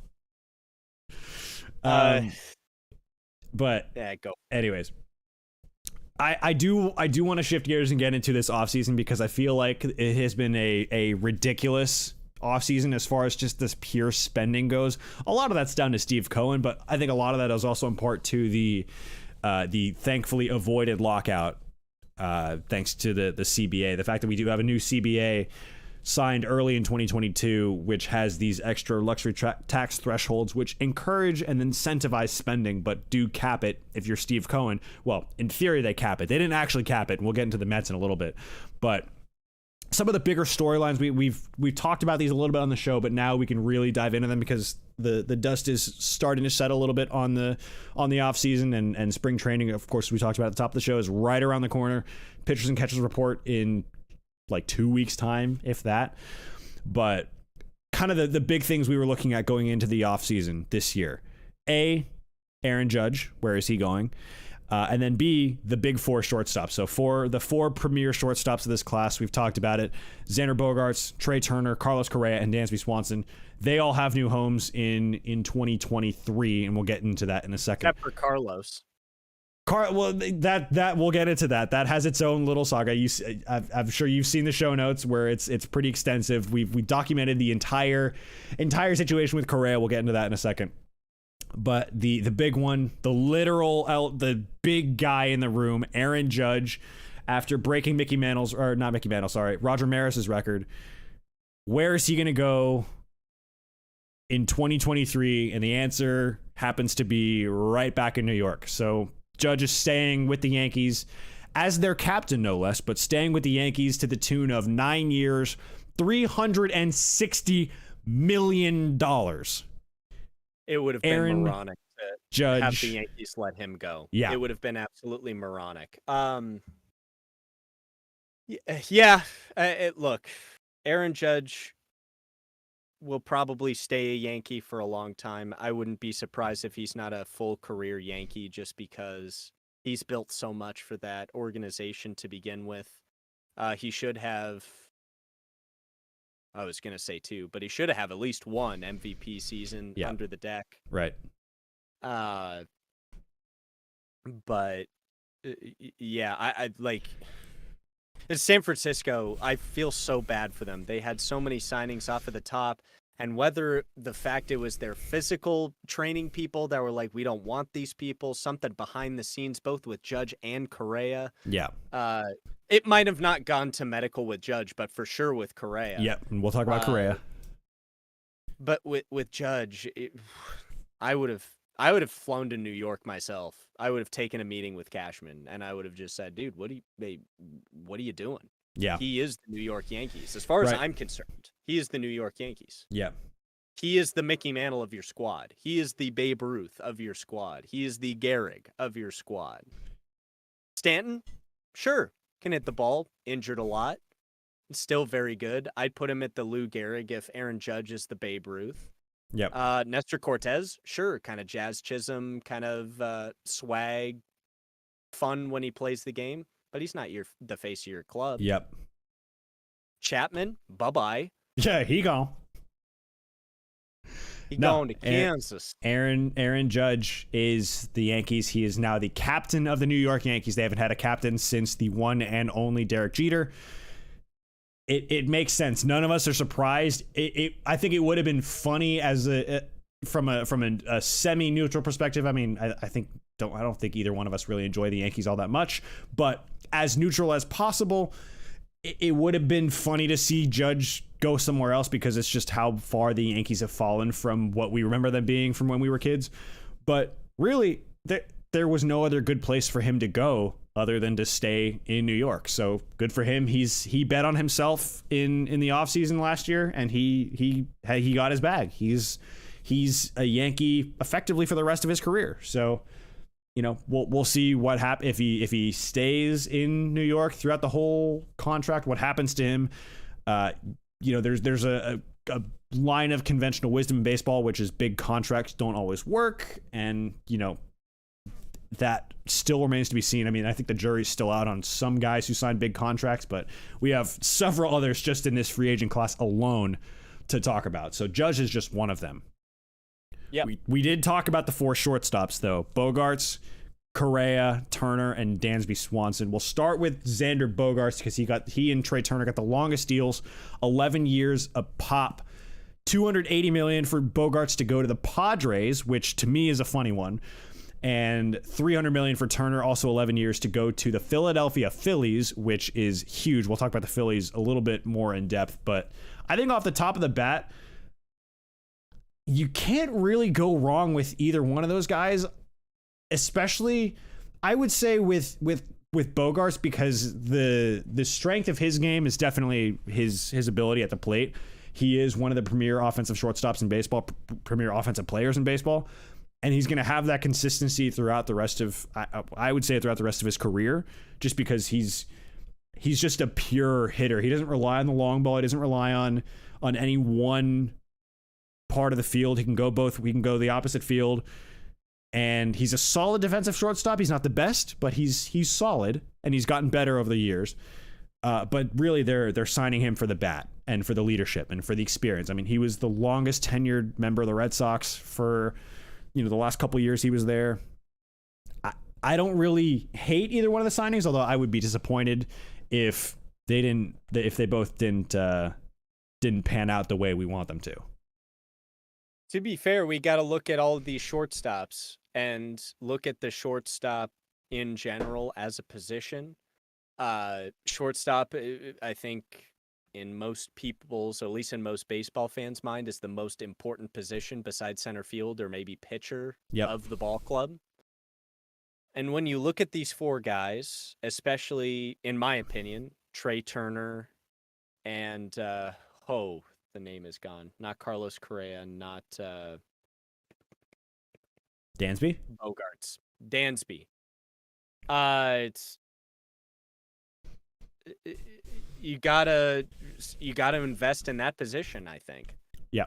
Especially when you have those 4 names on the docket. Maybe not Dansby as much, just because his last year was probably the biggest year that he's had. Yep.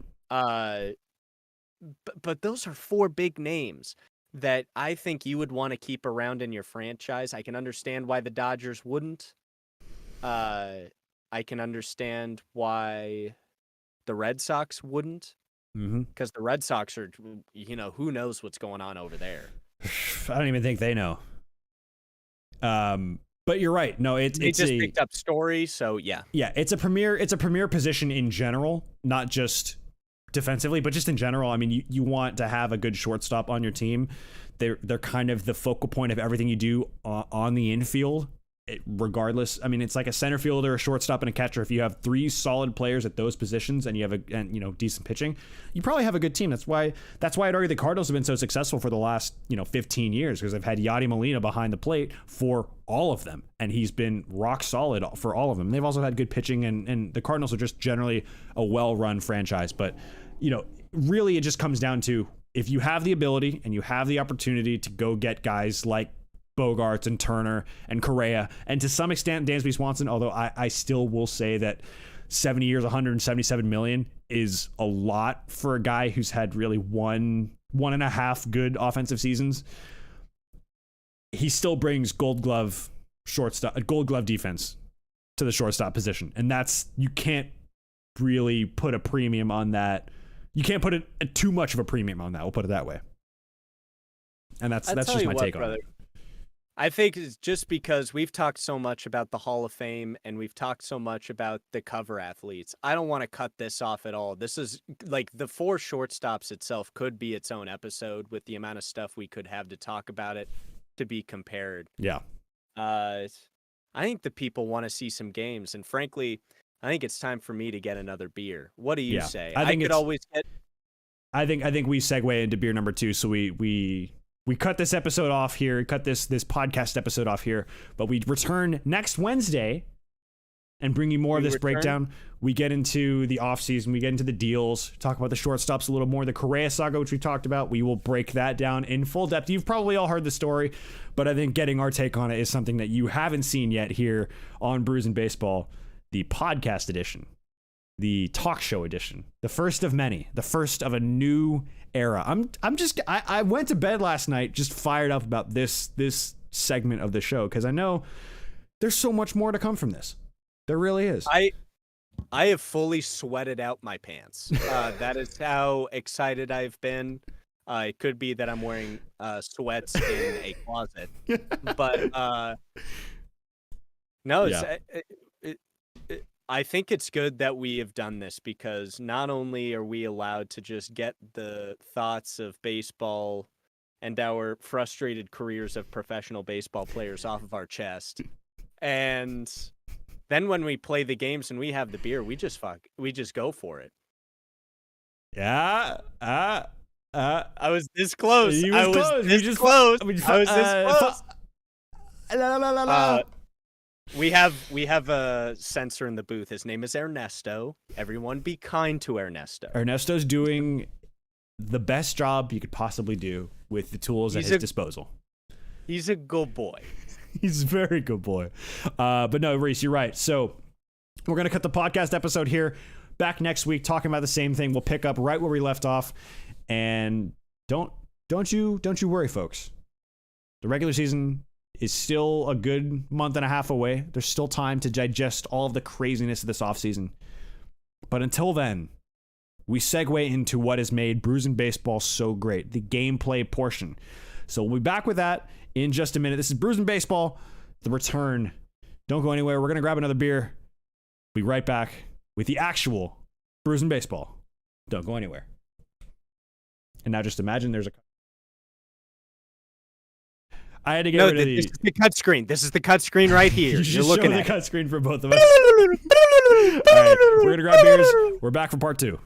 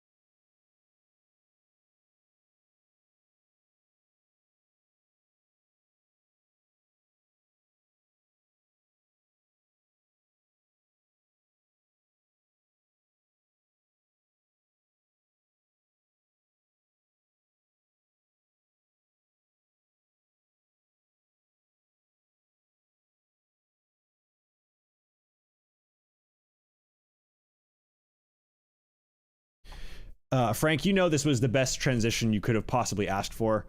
Look, I'm just saying, from my perspective, Brews and Baseball is back, and it's better than ever. I'm just happy we're back, number one. But the new format is something that Reese and I have been talking about for quite a while, and I'll wait for him to get up here to do this the second to pop this open one more time. But we've been talking about doing this this new format for a while. I've had this idea for quite some time. I think we had one episode that I put on my YouTube channel, and I was kind of like, what if we did like more of this? And it was just carving out the ability and opportunity to do more of it. So we've put that together. We've finally capitalized, and we finally put a plan into place and started to have a version of the show that's more than just the game itself. So you're gonna hear the podcast edition on Spotify, Apple Podcasts, everywhere else you get your podcasts, and you're gonna have the video in its traditional sense. So Brews and Baseball will be, it's like we never left. We're just making more content. So but yeah, so that'll be once a week. On Wednesdays you'll get the podcast. Tuesdays will be the same as usual, same schedule, playing games, talking about beers and stuff like that. The same old shenanigans, Brews and Baseball in its typical original form. So well, thanks for telling me we were back on. We've been on the whole time. It's just we've been just away. Oh, just on business? Yeah. I mean, all that they've seen is just the backgrounds, our two respective backgrounds and whatnot, but nothing crazy. Oh, but that needs to stop. Because I have sensitive information back here. I would have. What, like your closet door? Okay. It's the whole reason I have this curtain up here is so I wouldn't do that. Okay, I mean, it's just your like bathroom, isn't it? No, it's my closet with all my work stuff in it. Well, I think I don't know if you'd be able to see it, but can't see it anymore. Okay. So this is good because I don't want to get fired. All right, which way do I want to go? Yeah, I want to go this way. Oh shit.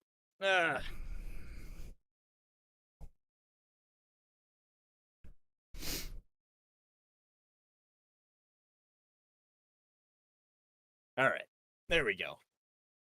Now we can officially play all of the games all at once. Just like the good old days. Just like we do, how we do what we do. We've got our second beer.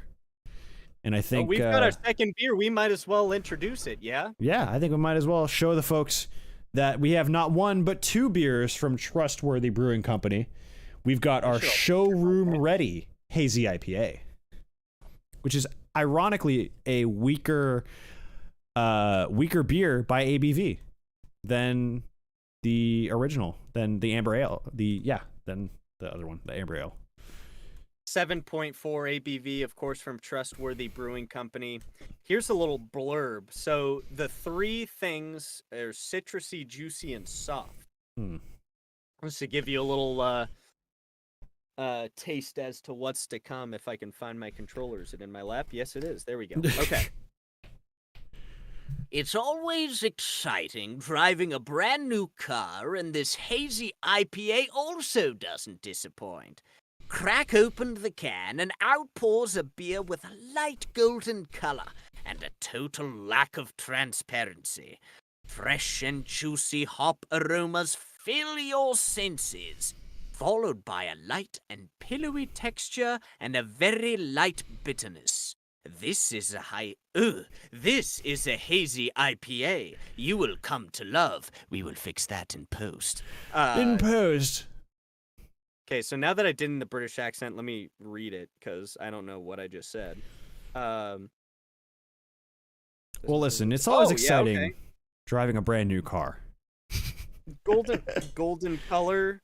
It's gonna be its lack of transparency from a juicy perspective is what I'm getting for it. A lot of juice, like a lot of citrus flavors, are probably gonna dominate, and then it's gonna be a different kind of beer than the other one. So yeah. I'm gonna crack this open. first and pouring for the second beer.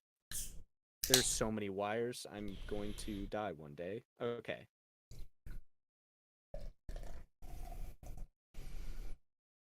Oh boy. I don't know if you can see it, but the angle is not good. So at least you get to see the stream, not of the stream, but of my beer. The stream of your beer. But not of the stream of the stream. That is the stream everybody wants. I'm already in Diamond Dynasty. Would you like me to send the first request? I think you might as well. I'm in Diamond, in the Dynasty of the Diamond as well. I can't use my words right now. We've been talking for too long. See, this is why we have it split. I know. On that's why days it was normally. like we got to transition. We got to transition out of that one because at the end it's like, you know what Korea should have done? She is God. Well, this is why we have it split on different days now, where we're not just talking for a whole episode and then playing the game. We have it on different days, so our voices have time to rest and get some R&R before we get back into it the following episode. Also, why is my chair so low? That's why, because it was all the way down. Now it's all the way up. Nothing can stop me. I'm all the way up. Please don't copyright ban us. I already know which field we're going to play at. It probably wouldn't be the first choice out of anybody, but I thought about it this morning, and I want to play nowhere else right now. So you're just going to have to love and accept the choice that I've made. Unless if this doesn't load, because that's what it's looking like right now. Par for the course for MLB The Show. Ah, yes, failed to join game session, even though I totally joined. Okay, let me try this.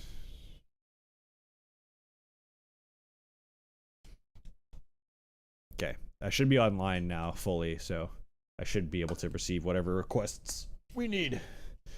B&B multicam, so you can see what I'm seeing. Yeah, so for those who pay great attention to detail, I have changed the background for MLB The Show, for Brews and Baseball. So the podcast edition will have some sort of background. You cannot accept a challenge from this area. What do you mean? What is this? Okay. It says my opponent's found. It said initially that challenge cannot be accepted from this area. I don't know what that means. It's like, we're in the same areas. I'm in the same area code as you. Ready up. Oh, there we go. I wish I could go incognito mode, but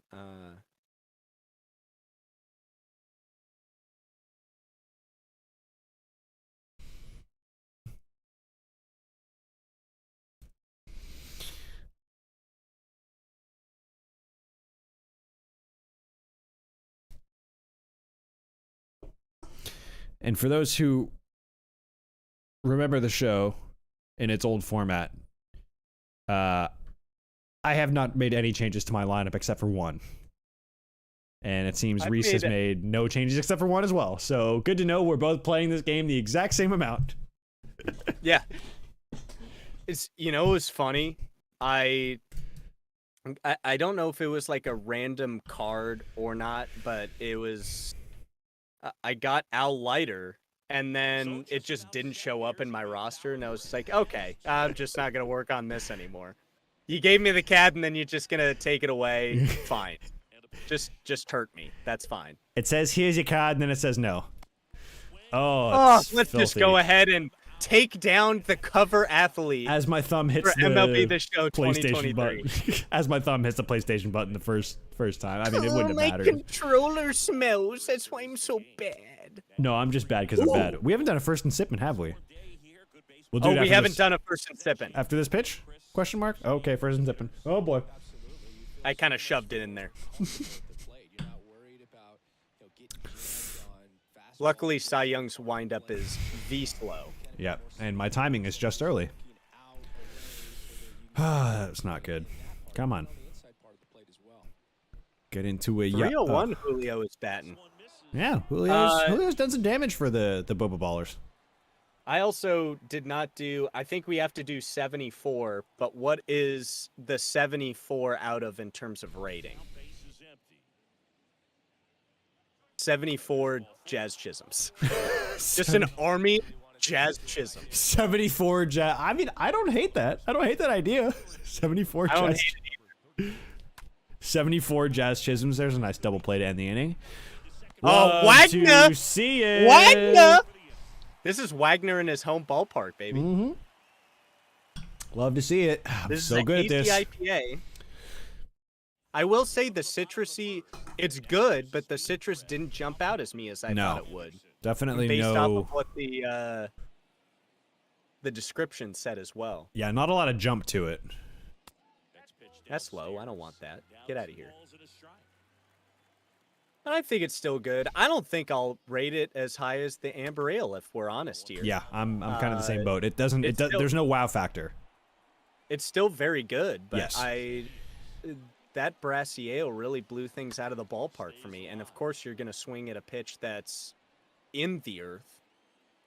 It's not even on the earth; it's just inside of it. The brassy ale just had that wow factor that the other beers That's didn't. over his head. That's a base hit. Get down. There you go. Yeah! Chippy little base hits to start the season. Chippy little base hits. It's like we never left, huh? Not a single time.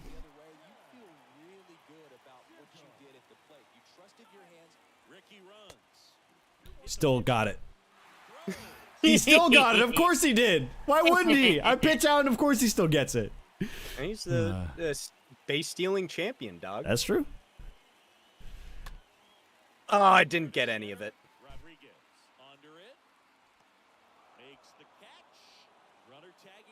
Ooh, okay, good. I was about to say, it's just like, I liked this idea. I have not done Hank Aaron right in this game. He's batting 231 for me. Ooh, except that was a slider right down the slack'em yak'em that I just missed. All right. That should do it. That'll get in a run. We're playing small ball, baby. Just like that. And we got to run up. Little bloopy, dinky hit, and then A steal. a steal. God, I'm just getting Mets to death, aren't I? You're gonna Mets me. Greet the Mets. Step right up and greet the Mets. Oh, and I wanted it so bad, and then I just didn't get it. All right. I don't hit well with Pujols in this game. It's really too bad. I thoroughly enjoy him as a player. Winnie the Pooh is, he's a great player. The card can be tough, I think. Yeah.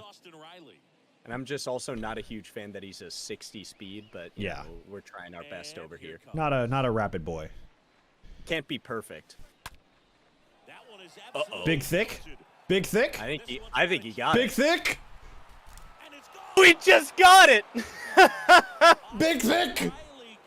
That's what the Braves do. They hit dingers. That really sucks. That was a great pitch. That was I a solid pitch too. I was early on it, but it's just Austin Riley. I can't even be mad. Like, that was just a good pitch. He's just Austin Riley. That's a great pitch. Love it.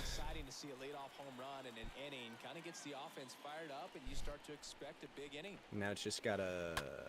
Yep. Oh, Wagner. Go, Brian. Go, Brian. Go, Brian. He's safe. Wagner. Oh. Wagner. There's no way. If there's stories about you where literally if he picks up a grounder at short and you can feel the pebbles of the dirt from short arrive with the ball as he throws it to first, you're not getting there. Yeah. How you say in my homeland? You're done. Oh, Didn't like it. Good take. Nope. That's a man with a take right there. Yeah, we're taking pitches in 2023. Not that one. Nah, No. just lining out because we're late on an inside breaking ball. That was good fighting it off. Hey, you retired Matt Carpenter. Your worst nightmare. Not my worst nightmare, but definitely one of them. He has made me sad multiple nights. Why is my PCI inside on that? There you go. End the inning, Cyrus. End the inning. Cyrus Jones. except his real name isn't even Cy, so I don't think it's even long for Cyrus. I think it's long for Cyclone, if anything. Cyclone? That's what they used to call him. I don't disagree. I don't hate it. 503 wins. Well, what do you want? You know? Yeah. Oh, it's Rolled over to Big Thick. Thick Country. Austin Riley. I gotta learn how to hit. I bet he's hunting somewhere in Mississippi right now. Good old Austin Riley.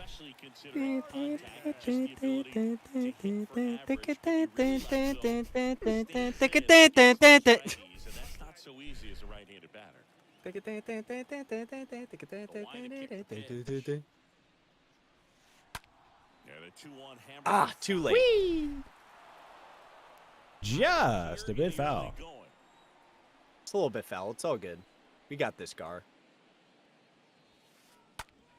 Oh, but except it's too early. What a play. 2 big plays by Austin Riley back to back. It's what we do at the hot corner. You step Killing up me. and make plays. You gotta step up and make plays. Like playing for Kirkland's finest toes. If you play in third, you gotta step up.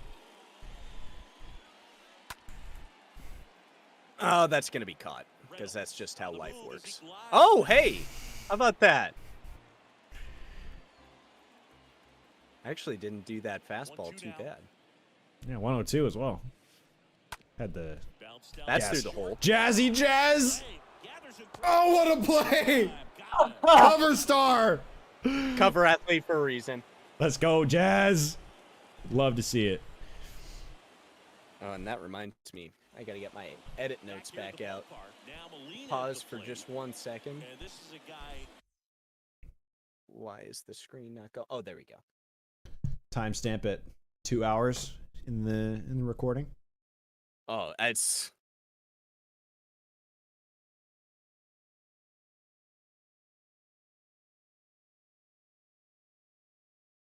All right, there we go. Attaboy.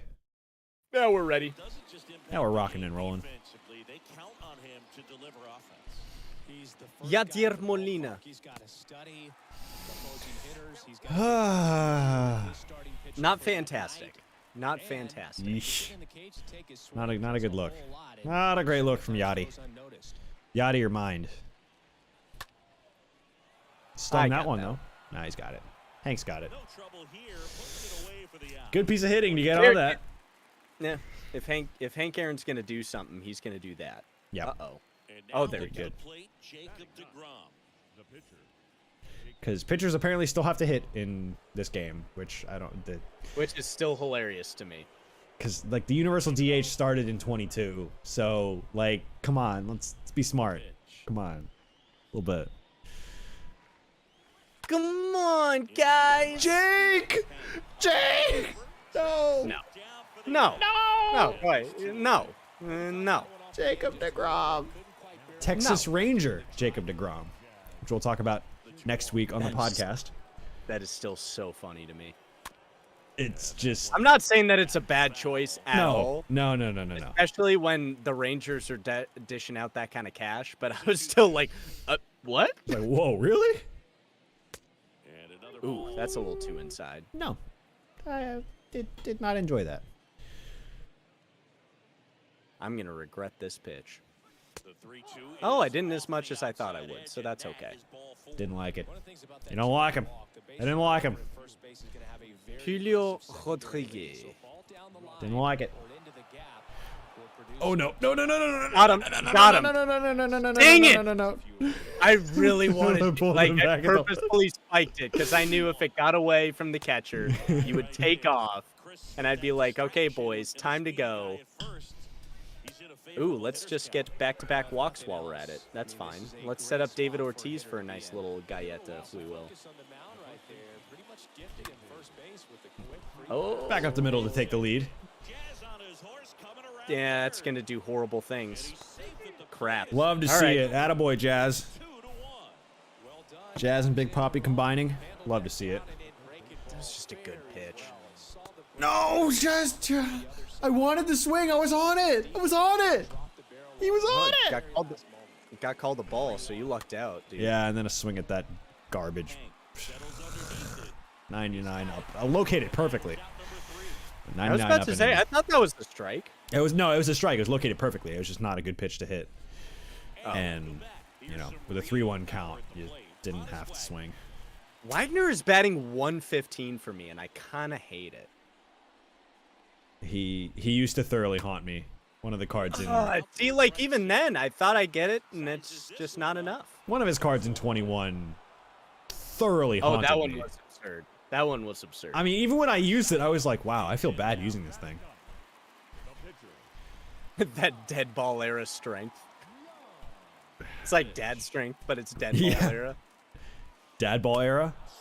Ah, it was a great pitch. Also, it's Cy Young, so Yeah. I don't know how good he is at batting. Yeah, not great. Because sometimes it's hard when you got 100 just blowing by you.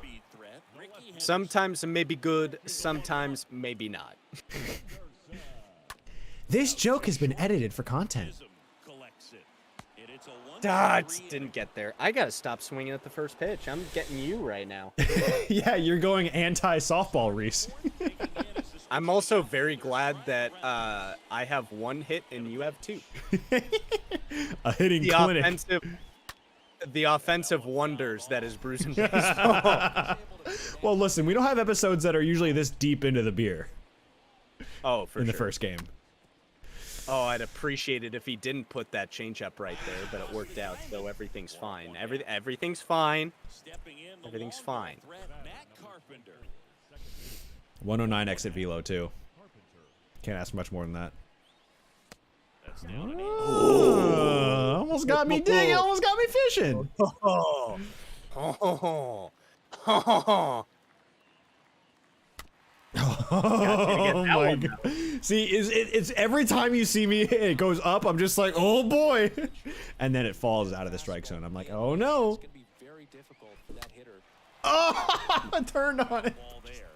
Ripped it. I was about to say, if you 110 hit exit that velo. out, I'd have been a little upset. That would have been something to hit out. I mean, 109, 110 exit velo. Nope, that's a change piece. Please get out of Had my me house. way out in front. Please get out of my house. Please depart. Remove yourself from my house, please. There you go. There you go. Oh my god. From my current. Guys, stop swinging at the first pitch. Now Andre's got that one. I'll take that. Thank you very much. All right. Making our way downtown, walking fast. Faces passing, I'm homebound. Doodle-a-doodle-a-doo. And All right, Jazzy Jeff. I need you. I need you, buddy. I need you.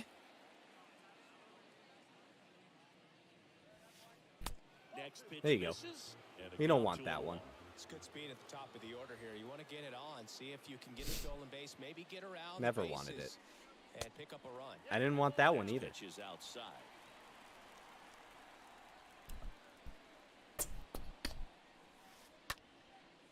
And of course I absolutely chunk out for the stupidest pitch.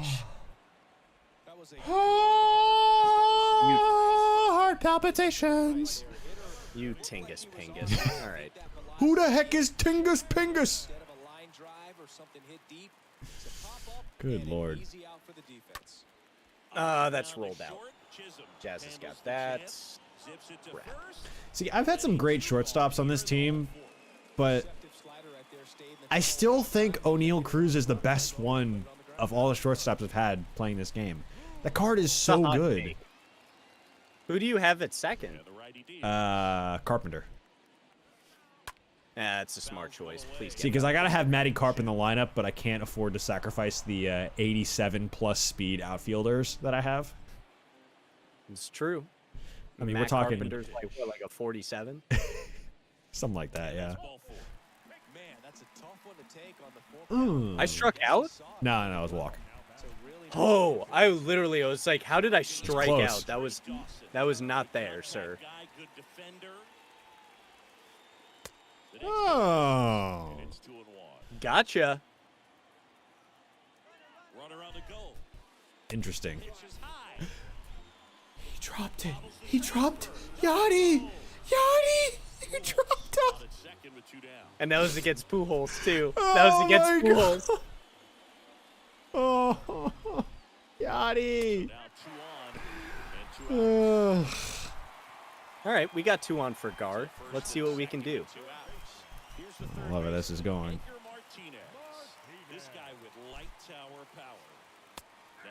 Yeah, all right. So now we got to fight.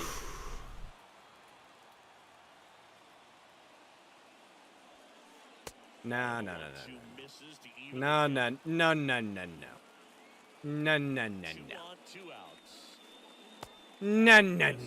So both runners should be on the move here on the full count pitch.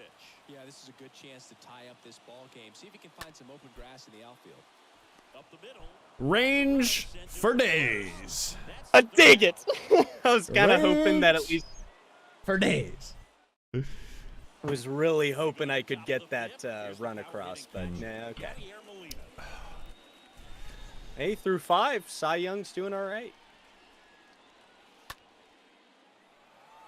Of course, I just say that right after I threw the first pitch, so I'm very lucky that was a fly out to Hank Aaron. Oh, he almost had me for a My second. luck would have been on like, oh, and it's And it's catch. Yeah, and when a guy can help himself, everyone. All right, seems to Cyrus, what do you enjoy say? it. Look at the dugout when a guy gets a hit, or maybe hits a home run as a pitcher. That was a horrible swing, at least from my screen. Not great. Just didn't look fantastic. No. Not his best. That's a good piece of hitting though. Jacob deGrom knock. Get a little chip shot the other way. Little dink doinking around the diamond. I was kind of hoping that you wouldn't hit that because I left that over the plate, but here we are. Oh boy!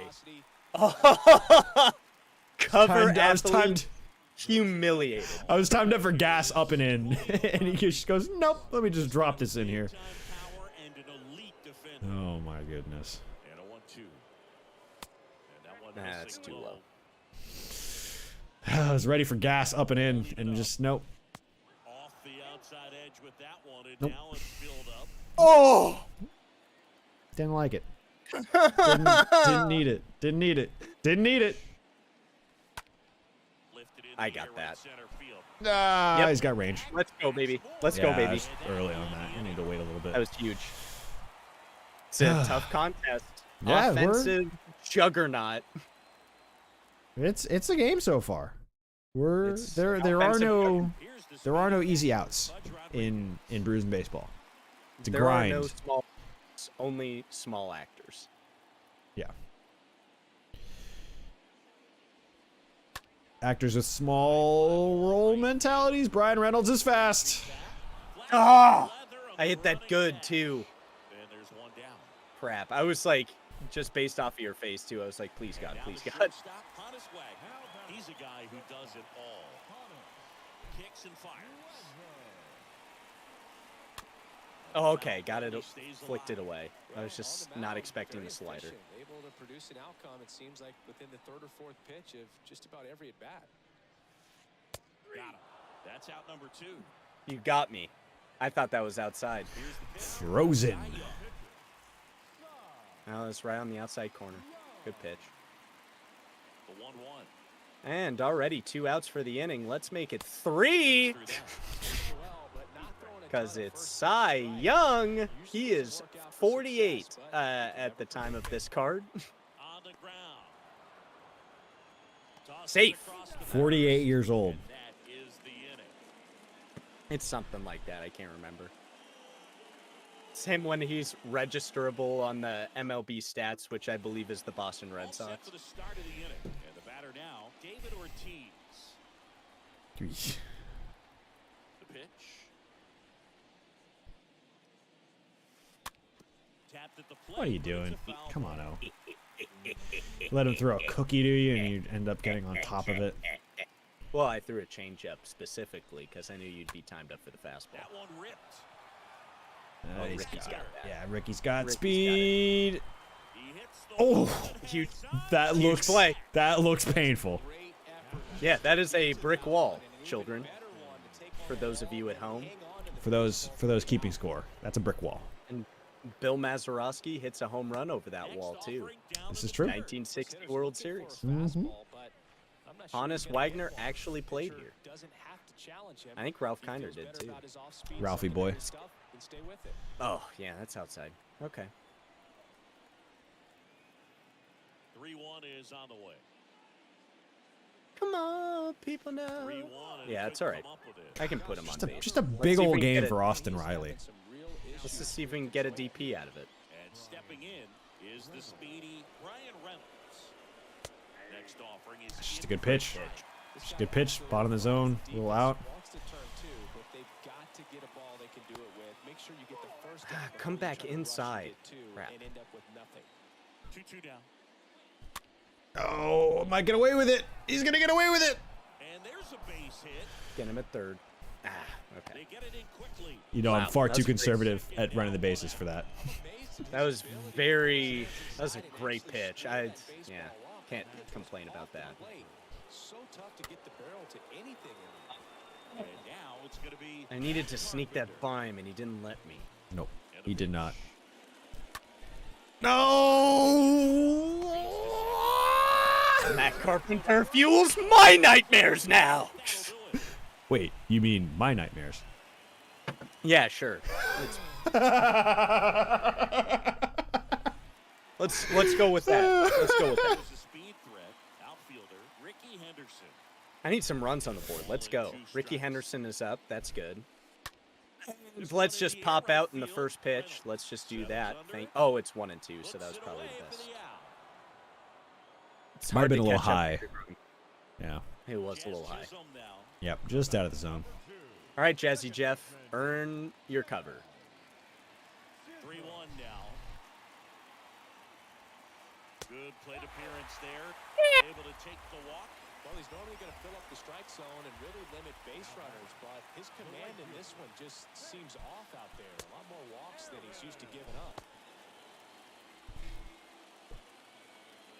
Okay. Just keeping you honest. See how it is. Keeping you honest. At the belt and fires. Clips the corner. 3 balls, 2 Ooh, strikes. good pitch. It's located perfectly. Yeah, I was. Right-hander kick steals. Here comes the pitch. Runner breaks for second. Let's go, baby! Now at the plate. He's got the power. I'll tell you, he's not in the lineup for his defense. He's not in the lineup. He's not in the lineup for his defense. Wow. Contact hitters. That Oh, that hurt. That hurt a lot. that's tough. That is tough, buddy. Ow.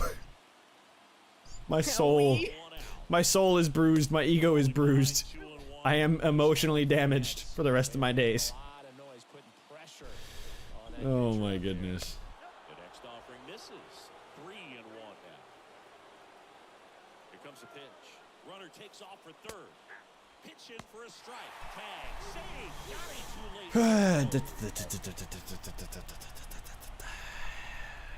Yeah. Now they tag him Oh, for the I only sent him! Why would you do that? I never, like, literally, I don't know why it distinguishes between the guy at third and the guy at first, because I literally did that perfectly. And this is Okay. why I run the bases so conservatively, because I know base running is just Now they've got him in a rundown. go ahead, go back. We're in the middle of a bit. That would have been dishonest. It's like, I was sad. Okay, here we go. Yeah. What All do you right. say, Dolphin? Game face back. Here's a 1-1. Yeah. No, I don't want that. I don't want it. Opportunity right here, but I love the way he's slowing the game down. He's shrinking his zone, making sure he gets the pitch. That Oh my goodness. Come on, Julio. Come on, Julio. Earn that contract. Earn that contract, boy. Sit in on the warning track. Ah. Oh, mama. There goes that man. Mama, there goes that man. Ballpark, top of inning number 7. And now All right. the big time Seventh power inning. Jason Dominguez. Offensive juggernaut. Man, that really sucks. Oh, goodness. That is going to make it rain if it comes down any higher. Doink. I'm getting too antsy right now. Yeah, and I will say with this beer, I'll link it back in because, you know, that's kind of part of the show. The flavors don't jump out to me as much, but it definitely is good. But still the Amber Ale for me. The Amber Ale was elite. Oh, I think that was the best one. I mean, Reese, I don't know if we can start the new iteration of Brews and Baseball off with a better beer. I just don't know that we can. Well, I think by the numbers, I think you're right. It's like 73 and 74 out of 80 to start. That's pretty top tier. Yeah, it's the best tier.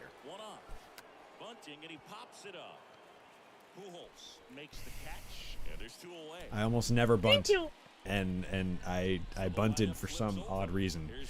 And it was right to Pools. It was just like my steal. You're trying to figure out why you did it. And by the time you did it, it's done over. Hey, whoa, whoa, whoa, whoa, whoa, whoa, whoa, Just whoa. to keep you honest. Keep you honest. Ah!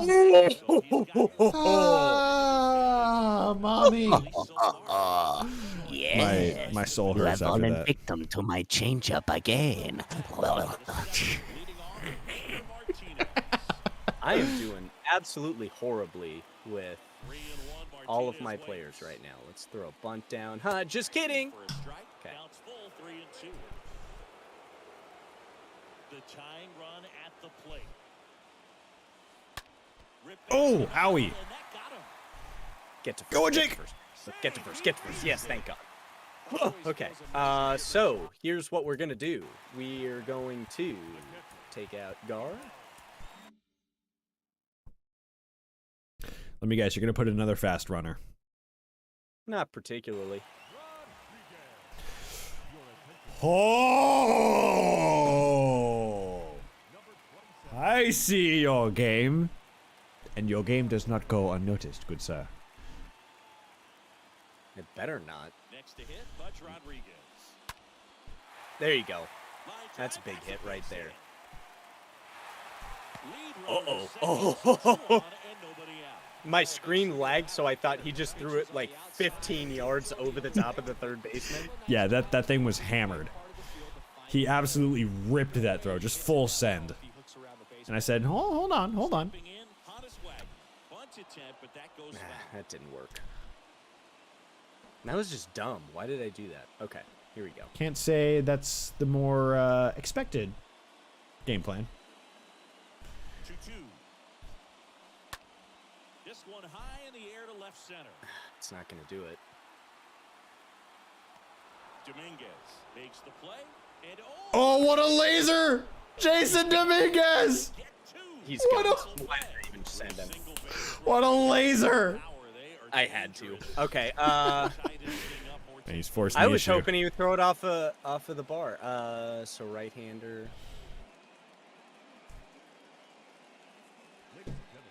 He's played at Forbes Field. He knows how to hit in it. Please, God, give me a run. Ralphie boy. Oh, I also got to get somebody warmed up in the pen, but that's too late. Well, luckily, I'll take that for a ball. And I would have loved to have thrown in my new guy, but I couldn't. 2 outs. Oh, you have a new guy on the team. A new entrant. Just clip the top of the zone. Well, the Al Leiter thing I was telling you Oh, about. that's right. Yeah. Oh, that's huge. That's Ralphie. That's Let's go, huge. baby. Let's go. He's scoring. He's scoring all the way, baby. He is scoring all the way home. Let Ralphie! Ralphie Romeo, baby. That's huge. It's huge. No two ways about it. All right, let's keep it going. Let's get a couple more of those while we're at it. Oh, that is just a juicy fastball that I looked in all the way. I even waved at it as it went by. Just to remind him, focus on the hitter. Don't worry about anything else. Chip job. You are. Chip job. Oh Yes. my god. Here's the throw.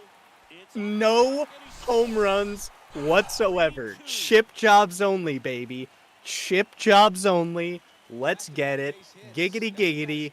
50s giggity. Oh. All right. DeGrom is fully spent. We got to put in the newly retired Darren O'Day. and he'll do his best to Dahan keep this O'Day? close. Yep.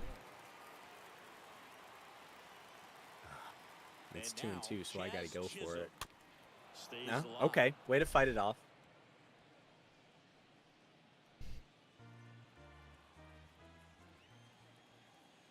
The 2-2. Runner takes off.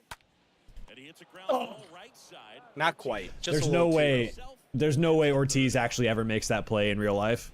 But I don't care. I like literally. I've done my part. Like to the point where it's like, yeah, let's abandon physics right now. That's fine. That's fine. physics. What are those? Ooh, he has a different kind of bunch of different kind of hits, so let's go with that. Here's a big power threat. Julio Rodriguez. Oh, Joe Nathan. His great speed is in the back of that pitcher's mind. If he can get on, it's going to give him one more thing he's got to think about. Well, he went. That's such a hard pitch to pick up. Got him. Sucks so much. All right, All right. come on, Poppy. Keep it going. Let's go, Poppy. And a 1-1.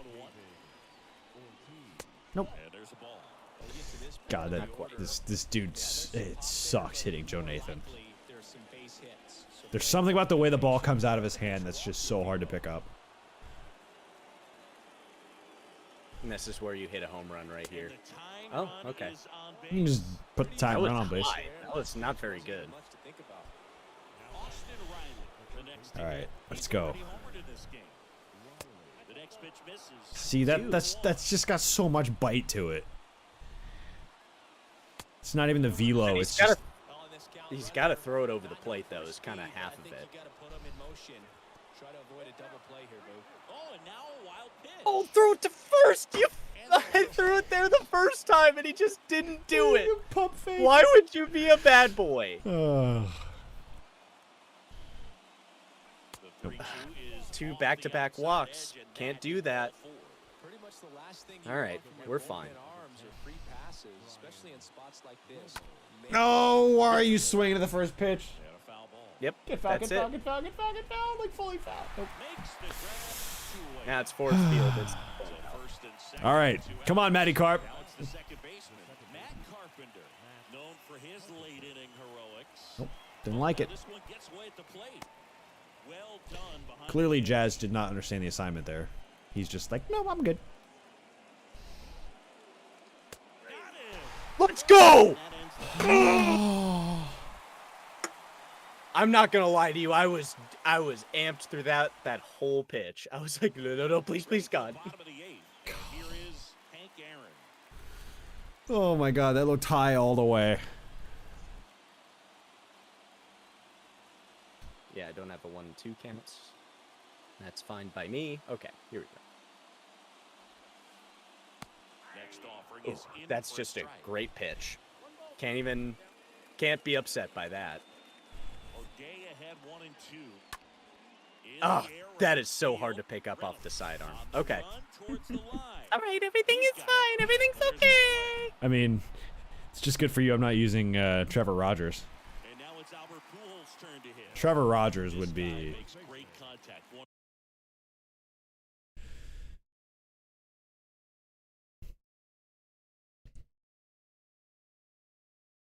of the best in the game. He's getting the closer up. He's got some Who he's got? Who? Oh, he's quick hands he and got his closer. pitch I don't know who his closer is. keeps him square to the plate. There's a good He Probably can't see. Chapman. bat stays in the zone a long time, and that produces solid contact consistently. That's so hard to hit. Like, imagine trying to hit that for a living. What, you want me to put Suter in there so you can hit his 86-mile-an-hour fastball out of the park? Yep. Go on, Just Brian. like this. Go, baby, go, baby, go, baby, go. Go, baby, go, baby. Yes, get down. That's it. That's a trip. That's a trip right there. For Albert Pujols, baby. For Albert Pujols. God, that was. I should have switched to Julio to run that down. I don't know what I was doing. I got a lot of plate. All right, Dawson.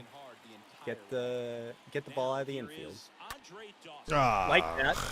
That'll do it. That's huge. That's huge. That was a big play right there. Big play. Right on the second beer. Yep. Ooh, this is going to be tough. Now at the plate, Austin Riley. Here's the pitch. Runner on the Woo! breaking ball in that 3-2 count. Kind of tells you that Not gonna let his thickness beat me today. just couldn't find the strike zone. First and second, All right, 1 and 2. Next to Got to hit, fight Butch off a pitch. Rodriguez. Ground ball Or left just side ground for into a double 2. play. That's good too. Why Lost not? the second, and it's a double play to end the inning. There we go. All right. Well, there's still a chance. There's still hope.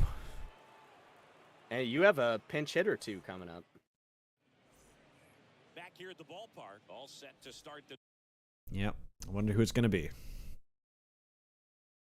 ninth in this one. Wonder. Yep. He's gonna turn around and bat him righty. Turn around, Jason Dominguez. Let me guess. Fastball.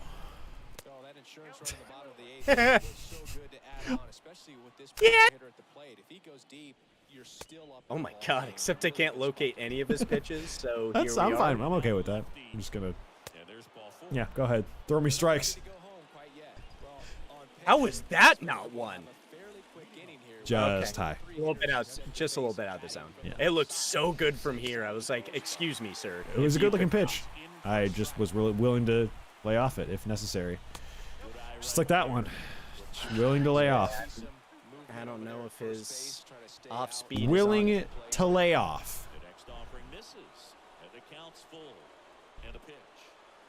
And ball Just willing to lay off.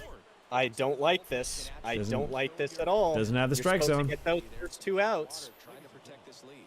So they're making a move.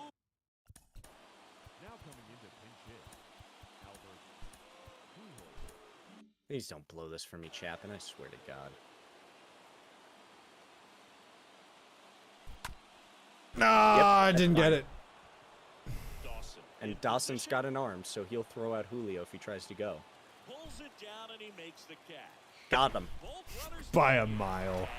He's got By an a arm, freaking son. country Did I mile. tell any lies? Did Oh. I tell any No, lies? and that's the thing. I knew you were right, and I just decided to test him anyway. Just making horrible life choices here in the ninth inning. Prototypical bullpen arm in today's game. There- Electric stuff that results in a ton of strikes. Just outside. That is a big time Inside. benefit. Gotta give me Good one. plate appearance there. Give me one! Well, you know this guy wants to swing it, but he's showing some good patience in this. All right, one. let's go, Julio. Let's go, Julio. So digging in, Julio Rodriguez. I will take a free 90 feet. Jesus. When a guy like H. this comes into the game, you feel All right. like he's standing on top of you, and it's just attack mode No. that you expect. Or He might beat that out. He might beat that out. He's gonna beat that Let's out. go. God. we're not dead yet. We're not dead yet, boys. Come on. Oh shit, lefty. Now, a huge at bat in this game coming up. Shoot, lefty. Pardon my French. The 3-2 Just walk him. Can't Put him find the on. zone. Chapman can't find the zone. No, I wanted to beat your best. I wanted to beat You your wanted thick country at the plate, didn't you? You wanted him. Let's go, baby.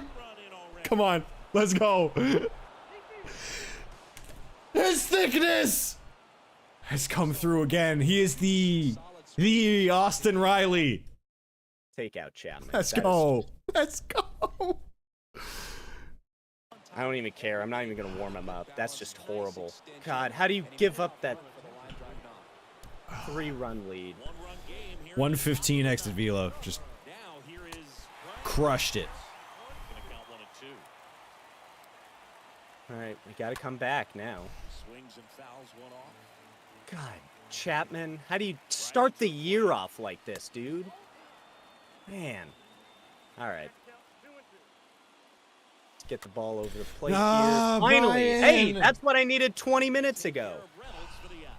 And that is that. All right.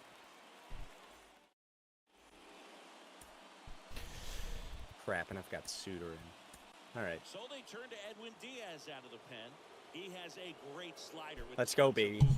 Edwin Diaz. But in my opinion right now, Ed Lose Diaz. Let's go. Ed Lose Diaz. He's in rare form tonight, folks. Right-handed reliever.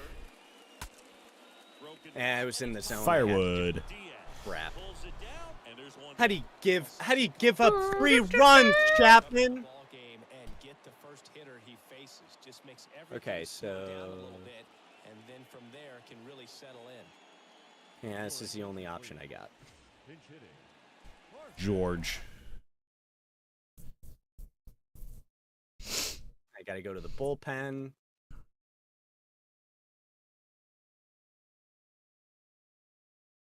All right, let's go with that. Oh, an interesting situation. One swing you can tie up the ball game, but if you're patient and work a walk, then you bring the game-winning run. Great take. Crowd locked in right Just now. keep it going. One-run game here in the ninth, and that's ball 4. Yep, right there. Didn't need that. Didn't need that, Edwin. As they like to say, light tower power. Not a big guy, but a big swing. I should have gone after that. Just trying to pay attention to other things.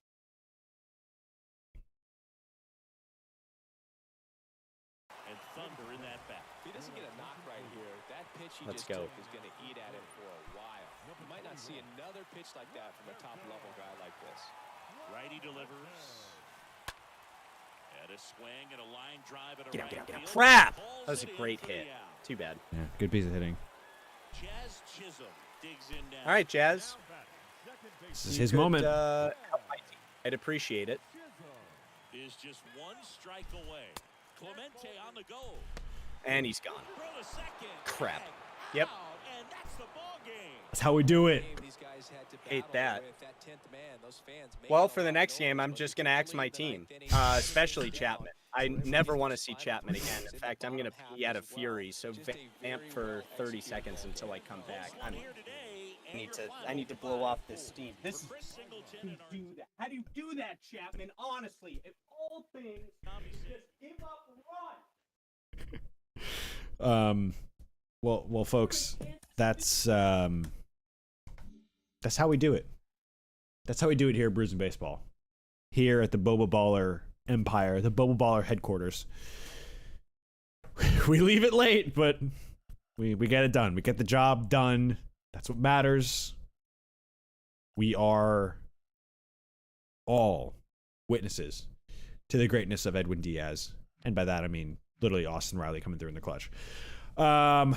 Yeah, no, I'm just happy for the boys, happy for the Austin Rileys of the world, of the squad. Why is this all of a sudden? There we go.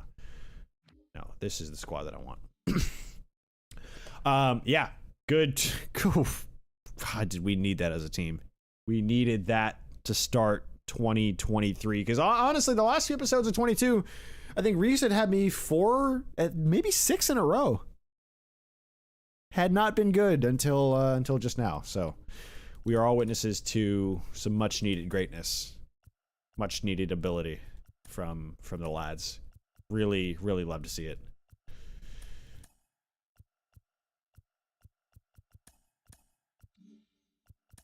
I'm gonna open a pack and see if there's anyone in particular. Nope. Yeah. But folks, thanks for joining us for the next iteration of Brews and Baseball. Again, the new schedule is as follows. Tuesdays will be the original, the show as you know and love it. Wednesdays will be our podcast, which will be distributed the following day. Runs, for God's sake. With the I mean, hey, drugs and- Austin Riley with the 115 exit velo on that bullet through the left side. It's such crap, and I hate it. My edit notes will reflect that I gave up yet another one. Say Thanks, Lovey. Chapman. My relief pitching sucks. If I were to be an owner of a baseball club, like the one hole would just be my. Ooh, I got cards though. The one hole would be my relief pitching. I mean, that was just awful. That was Awful. That was not your finest. Awful. But, you know. Oh, and I've got to accept your request. But before I do that, I'm going to change my lineup. It's going to be completely different because I'm just so mad at my team right now. I'm literally just so mad at them. I'm just going to put the best players per each position. It's going to be the first name that comes up, except for Steve Finley. I don't want Steve Finley anywhere near my outfield. I'll come back to that one. Ooh, maybe if I moved him over here. There we go. Yeah, that makes sense.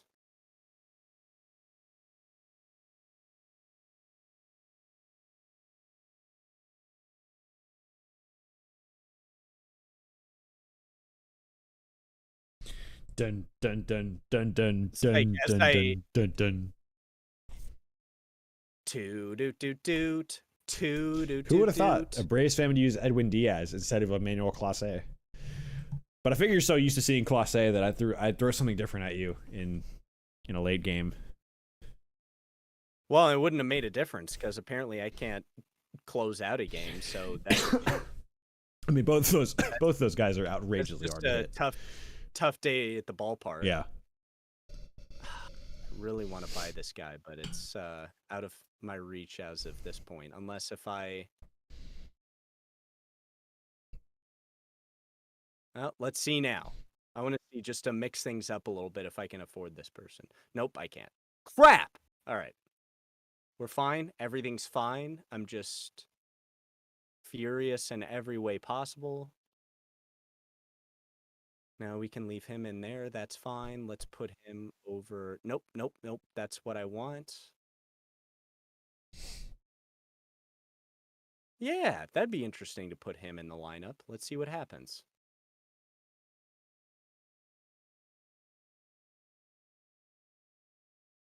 It's going to be a weird lineup today. I'm not even going to look at the order. I'm just going to do it. I'm just going to jump And into I'm it. also gonna take Chapman out of my lineup. I never want to see him again. I will roll this Hegon. With Troy Percival. Troy. So let me accept the request. Join.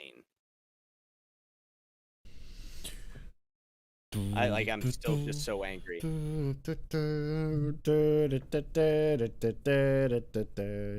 I will say though, this citrus flavor of the beer does offer a unique taste to it.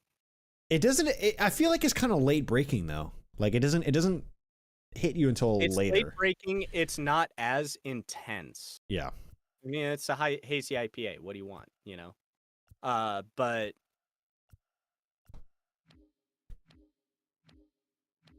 even with the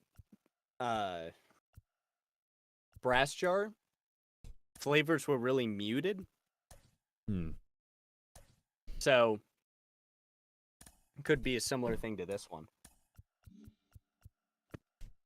I need to adjust the lineup just a little bit because there's something in there that's absolutely absurd. And that needs to be rectified in some way. Except, like, this lineup just is egregious. Okay. Egregious like good or egregious like oh no? Oh. Like, if you were to see these names on paper, you'd be like, dog, you good? I'm in danger. Except I can't hit with any of them, so it's good. Let's see if we can hit the guy on the mound. I can never hit Pedro. I mean, very few people ever could. All right, what do you say? I mean, it's not a bad start. It's not the best hit I could have had, but look, that's gone out of any other ballpark. Yeah, like a good 90% of the ballparks in this game, that's gone. All of the old school ones, like maybe. So we're off to a good start. Yeah. Former Red Sox, Mookie Betts. Fans come to the ballpark.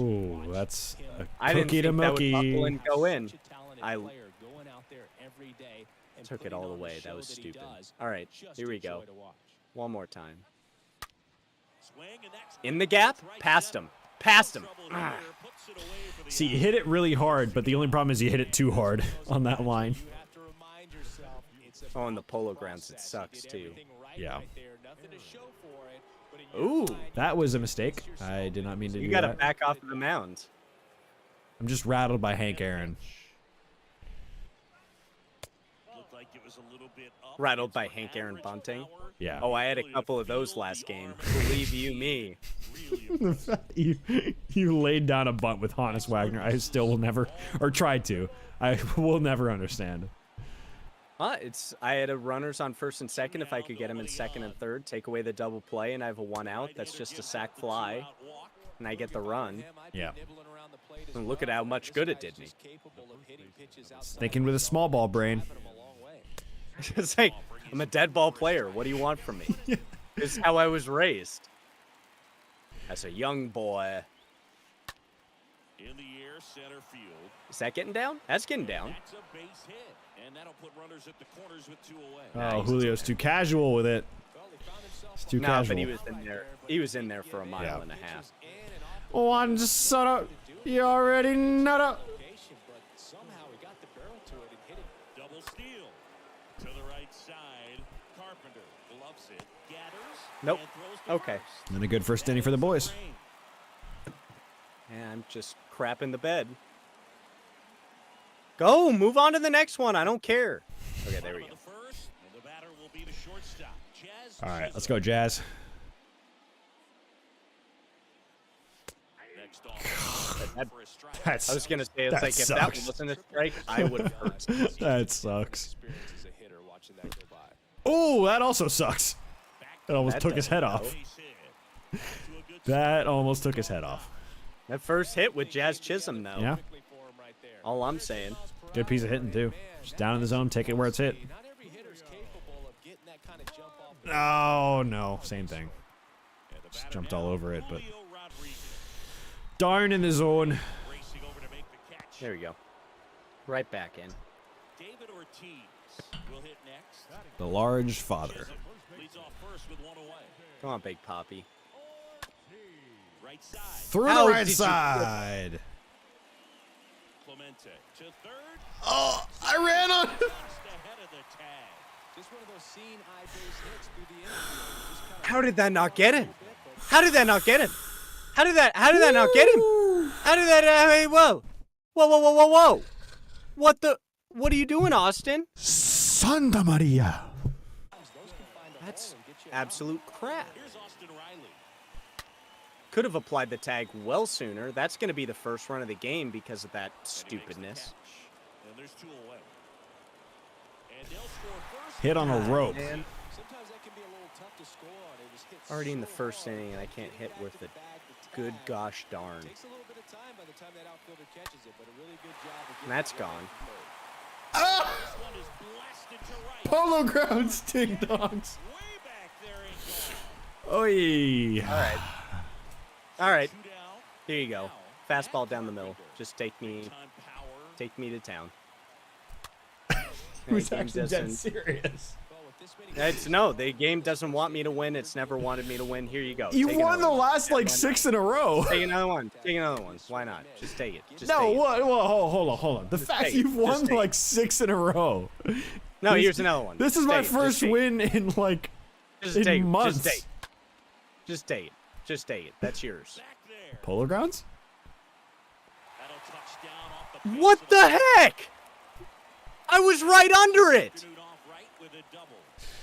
and it glitched and it made him miss it. The resiliency he showed in that at bat, battling with 2 strikes. This was a really nice swing. Didn't quite I'm- get enough I'm- behind it to get it out of that here, should be- but that should be an once out. it I'm gonna went over bunt. his head in left field, it was extra bases all the way. That should have been an out.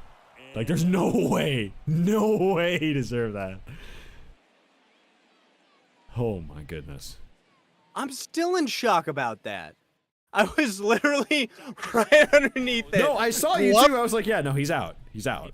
And then Plays kind of a power spot. but That's listen, all right, listen. it's all We could go to the archives, and I'm pretty sure you've won the last like 6 games in a row. So 3 episodes in a row without a win, or maybe 2. I don't know. Point is, it's The wind and the it's not enough. I need to absolutely destroy you at all times. Oh, crap, Yeah, that's and this is why we're not competitive in the slightest. And this is why we're friends. I gotta put the. If I put the fan on like this, can you hear anything? Nope. Not a thing. Nope. I'm Yeah, gonna leave that like this from now on, cause your mic has good noise suppression, I think. Noise cancellation. you bet it does. Why did I take that? Ryan Sandberg put that in the 250 feet stands of the Polo Grounds, He can do please. it and get it done. And a rare talent, so much fun to watch. Get down, get it. Go, Yachty, go! Go, Yachty, go! Earn your Hall of Fame. Earn it. First ballot Hall of Fame. Oh, that's a 2020, 2027. Two outs, base is empty. Pudge Rodriguez. Yeah, Or when is 2020. he eligible? It's 5 years after retirement, so I guess it's probably 2028. And that's in for a strike. I hate that rule too. Put him in the. It's like once they retire, put him in the Hall of Fame. Yeah. To wait 5 years, like what's gonna happen in the 5 years? You Right, know what I exactly. mean? Like, That to me, there's some things about. I mean, obviously, I'll tell the story at the end of the inning. Kicks and deals. oh, why not tell him now? Well, because I didn't want to distract you while that goes foul by Whisker. You see the BS. 2.8 feet. Not even a yard. Just a little bit late, otherwise it stays fair. I think if the top hand is a little stronger, same swing. produces Oh! run. Too early. Payoff pitch. Just put one in play, dog. And down Nope. Or just watch it go by as it goes for a strike. So here's the story. So last April, when the Dodgers played the Braves at Dodger Stadium, we were at the game. You, me, my ex-girlfriend, at the plate. Mark, and one of our friends from high school, and Willie. And so one of my high school friends had, I don't think he'd ever went to a game in Atlanta when we lived there. But this was like his first Dodgers game for sure. I don't know if he'd probably been to a Braves game. I don't know. But he hadn't watched baseball with someone like me and you who like grew up with it and like know the game backwards. And so I found myself answering a lot of questions during the game as Kerry Wood throws that to the backstop. Just answering a lot of Literally questions. the moon. Sometimes it's being too predictable. To the moon! Sometimes you're tipping your pitches. I just remember answering a lot of questions about the game, and it's like, why is this rule this way? Why is that rule that way? And just having this answer in my head, like, I don't know. It just is. Because that's the way it is. And yeah. that's the way this game is. So there's so many things that are just arbitrary that's just like we accept it for a fact, even though it might be the dumbest rule in the sport. It's just like, I don't know, but it just is. Have you seen the Ken Burns baseball documentary? Bits and pieces of it, but not So- consistently. Look, I've seen it multiple times. I've watched it all the way through. One of the biggest things was when they were creating the game from the very beginning, there have been rule changes for sure, yeah. But one of the big things that they mention is that the dimensions of the bases would always be 90 feet. And in our game, you have to understand how perfect that number is. Because if you put it at 88 feet, a lot of these fast guys, Ichiro would have a lot more singles, a lot less double plays, all of that kind of stuff. But if you put it at 94 feet, pitchers are bailed the F out. Yeah. Lots more double plays. You don't necessarily have to rush to get the ball to first if you get a quick ground ball like in softball. Boog, it starts with the leadoff man. I need a good at bat out of him. And that was just arbitrary. And they called it the pick from heaven. Because, like, yeah, like that's just the perfect amount for humans running to a particular place versus humans fielding a ball at a particular place. Yeah, let's just go ahead and swing at that. But yeah, baseball's arbitrary. Yeah. And Well- let's just swing and a miss and strike through And that. we're gonna get into this. We're gonna get into this in a later podcast episode. But the rule changes in 2023, the lack of a shift and the bigger bases, I think are gonna make a huge difference for a lot of guys who are seen as like good but not elite hitters or good but not elite fielders. That is such a good bunt. That is so good. That is so good. I mean, you could not drop the ball from your knee like in golf in a better spot. That is so good. I have no words for that other than I tip my cap. I tip my cap to you, good sir. I'm writing that down just for my own personal archives. That's for next you. Time. That's If really. I can't perform, That's for you. That's for you, my friend. it's just for me and no one else. Oh, it's 1 and 2 to Mookie Betts, so I gotta actually. Yeah, let's just go ahead and strike out because the circle change sucks. Okay. It's just such a hard pitch to pick up when you're expecting 102 and you get 78 out of the same arm slot, same angle. Yachty! He did not get him. That's impossible. No, like you. I mean, that throw is exactly where it needed to go. Yeah, but he slid on the outside of the base. That shouldn't have been an out. But okay, fine. But that's fine. We're in the 3rd inning. I'm gonna lose anyway. It's fine. Okay, here we go. Stenberg. Rodriguez! That's like that would never happen in MLB. Like I'm not like look. I've already understood that I'm not gonna win this game, but it's just like I could play that out maybe 100 times during the regular season, and he would still be out 100% of the time. There we go. I mean, everything you make is up for it now. It doesn't matter now. That's a still slick upset. double play. That's just a slick double game play. physics, of game physics. Okay. 2 outs, base is empty. Down the third baseman. This is a great pitch. 0 for 1 so far. And that one fouled off. And that was a complete lie because it was a horrible pitch, and the fact that it ended up where it was a gift from God. 3 runs, and I got to catch up to that. Wow. As we That go to was the horrendous. Come on, Hank. Here's some Quit real effing power around at the plate. here. Hank Aaron. And the right-hander deals. And he pumps it a strike. One of the paint. amazing things about Hank Aaron is the consistency God, he that had over the sucks. course of his career. Oh, now Goodbye. this one's high and deep. Hey, we got one! No more shutout. Thank you, That was the bud. definition of a hanger. Pass to left. 110 Hank exit Aaron, velo. I will take that. Thank you very much. Oh my god. Baseman Jim Thome. I didn't even hit that very well.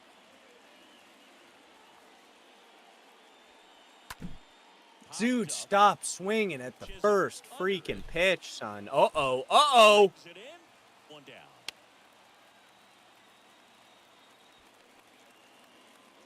That's getting written down.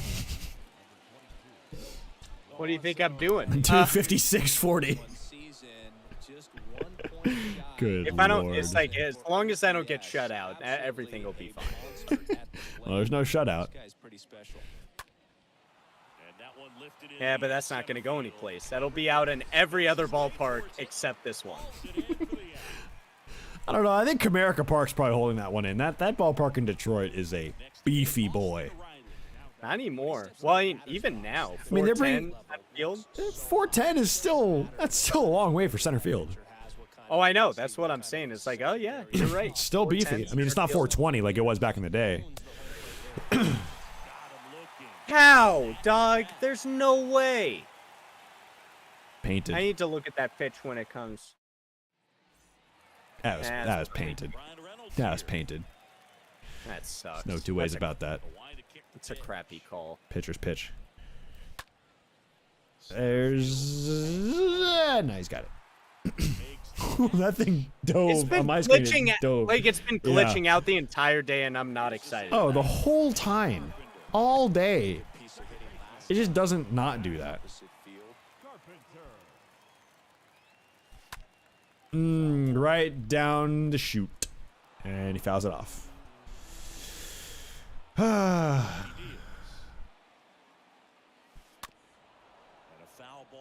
Fine fouling that one off. That's just luck. 2-2 now. Stays Yep. alive. Staying alive, fighting it off. Good battle here. About to be the 8th pitch of the at-bat.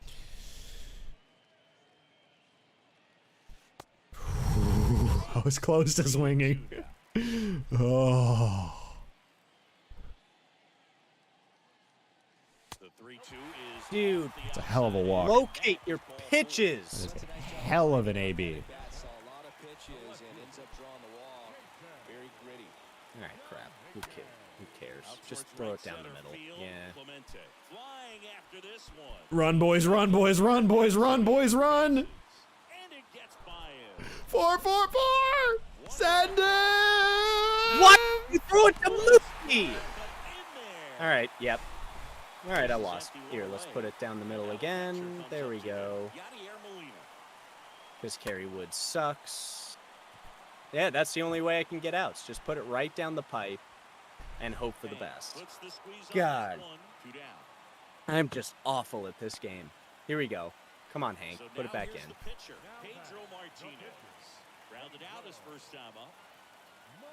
Man, I'm just like, even when you don't play that much, you still outclass me in every single way possible. Dude, you won like the last 4. Let me have these.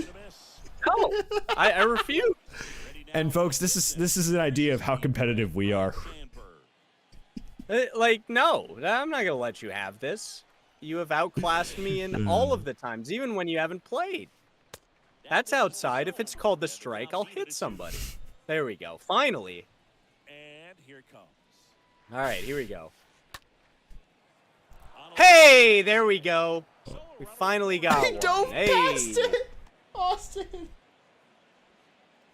I want to see because that looks like I thought he was I gonna thought that have was it. way over the top. Well, it looked like he was gonna have it if I didn't move, but then I thought I had to move, so I dove for it, and obviously, Oh yeah, just whiffed. you shouldn't have done that. Known for his rocket arm behind the plate. 2-1 pitch is in there, and the count is even. It's on perfect. Man, That's all I'm saying. that The is- settings are on perfect. Crap. Umpires need to call that a ball. Oh, he's in there. He's in there. Yep. Okay. Yeah, yeah. Oh boy. You know what? He's not working for me. Oh, well, it's too late. Started after it, tried to hold up. Oh, what a check. Let me bring... no, it's too late at this point. I mean, I'm happy to let you change. Nah, it's too late. It's a 4-run game. That's too late. You're winning a you- grand slam. You know, you had your chance. At the Everything's polo fine. At the polo grounds.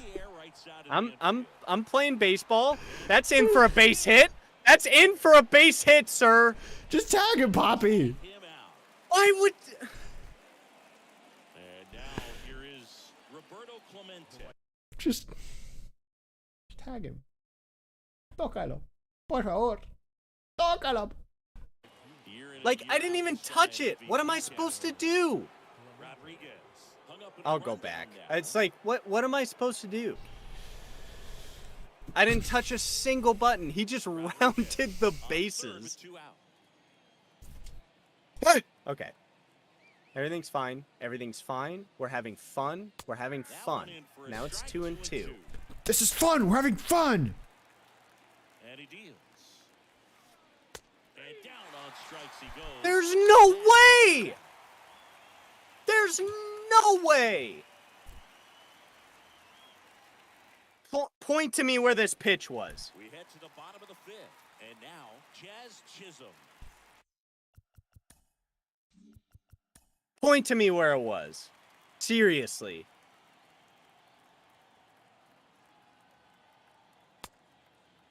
At the borderline. Off the plate. By a mile. You look at...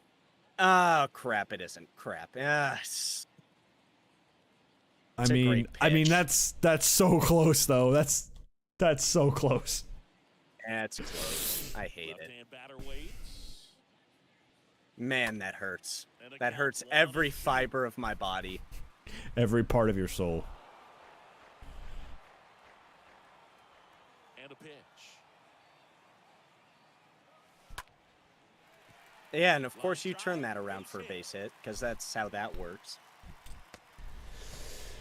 Off the bat, it was headed for the gap all the way, and as a hitter, you Crap. love seeing those as you take your first couple of steps out of the box. You know you've got some Here, real let's estate just throw a going on. cookie. Okay, just not go anywhere near where I tell you to go. How about this one? This will go where I tell you to go. Popped up. Don't go anywhere, Jazz. You're standing right on that pillow. I'm so upset with the game's demographics right now that I'm just tempted to just give you galletas the whole night. And the pitch. Because giving you cookies would be better than placing it in the places that I would have placed it. And let's switch to Hank Aaron. That'll be 7 runs. Jazz on his horse. Go, Poppy. Go, Poppy. Go, Poppy. Go, Poppy. Go. Go, go, go. No, no, no, no, no, no, no, no, no, no, no. Not even Poppy can make that. Yep, just like I said. Wait. Just like I told. Wait. 107 was the exit velocity, and at that speed, it's going to be a great result. And then I'll put it. Runner on Then I'll third, put this one pitch in this place, and you'll come around on it, even though it's high and gone. tight. That next pitch misses. It's 2-2. Oh, first time. Back smash towards center. And puts the squeeze on that one. Run, Poppy. Please run. With a Oh. Hang him! There, he was clearly all over it, but sometimes you hit someone. You're looking for one of those bloop hits to get a knock sometimes. So a foul ball makes it 1-2. That's horrible. All right. Just keep it going. Everything's okay. Oh, everything's not okay. Finally, we get one. And that's the inning. Wow. Well, 7-1. here's Mookie now. All right, let's come back. We're the big boys. We can come back through anything, even if it's Pedro Martinez. But, just kidding. Every pitcher And I wants should have run swung at that, support but and having here a we lead are. is nice, but it can be challenging for some guys. I think keeping the mindset to attack instead of trying to be too fine and have too much finesse. Go after All right, hitters and get good to quick fight that outs. off.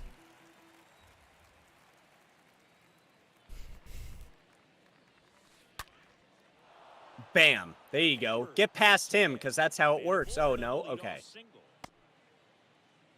Seems like he got exactly what he was looking for right there. Off the bat, that All right. registered at 105 miles per Hank hour, Aaron. man. That is smart Start the hitting. rally. These days you hear it all the time, but the numbers just don't lie. If you can drive a ball like that, more often than not, you're picking up a knock.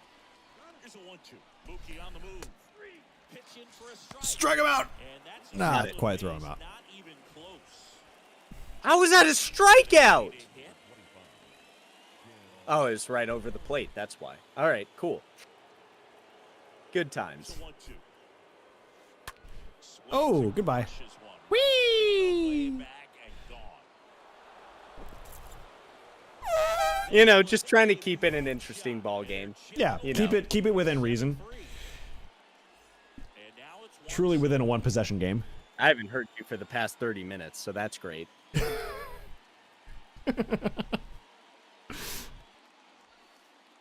Next offering is in for a strike. Yeah, I genuinely can't hear you. Only one out here in the inning. Wait, really? You can't hear anything? Or is it just you, or is it? I had to strike out because of that. Wait, Two You- outs, bases empty. are you playing a bit, or is you can't hear me genuinely? A guy who makes an impact Yeah, I couldn't hear you. just at the plate. Now I can hear you. Now, well, you couldn't hear me at all for the last like half an hour. What? Nope. Really? No.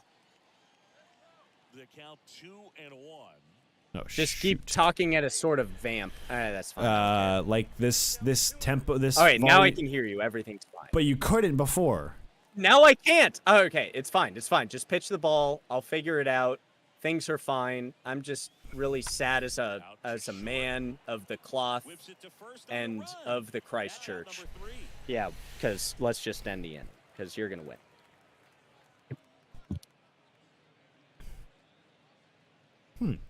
Well, I'm hoping the stream can still hear me. Thumbs up if y'all can hear me.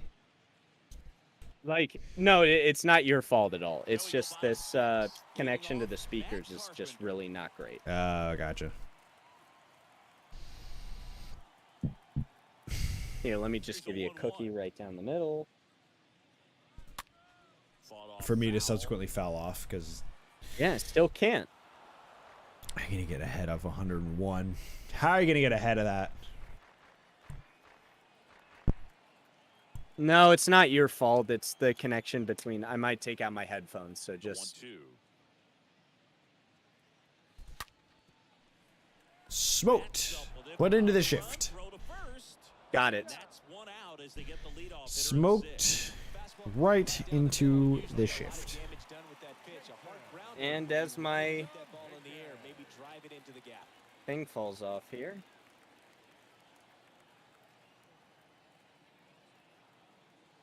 Man, I just really wish that I would have performed better today. Here we go.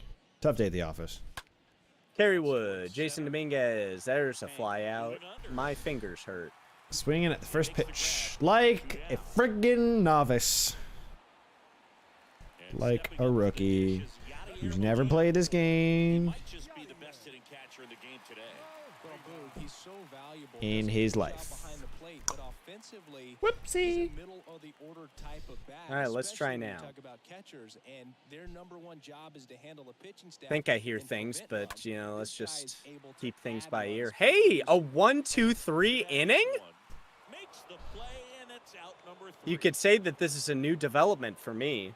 I've just been really sad from the unfortunate events that have happened only to me.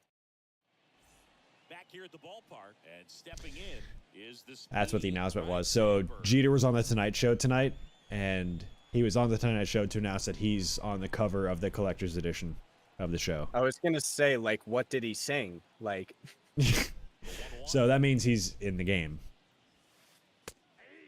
in some way? Yep. I would hope so. Probably gonna get a really That's sick one Legends thing- card. Stays alive.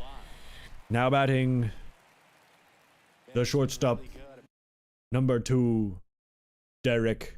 I forget I have to put Jeter. my hat backwards for these sorts of events. Number To 2, hit that 100 pitch mark.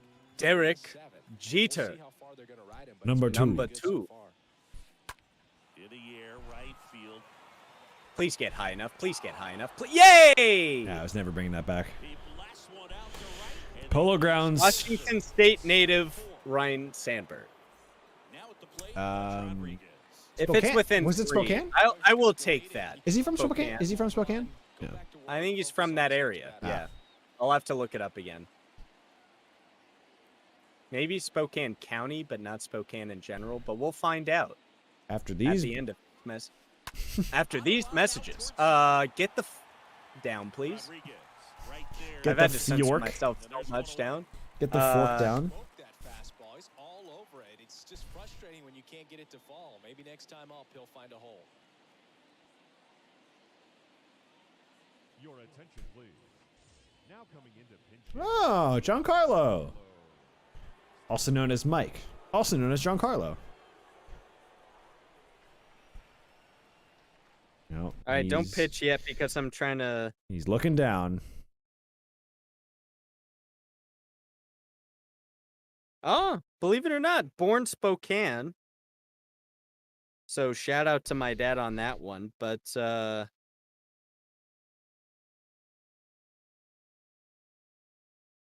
born raised in Spokane. I gotta ask him, like, you know, I've got to look up the high schools he went to and the colleges, see if they're still there when he went there, you know, all that kind of stuff.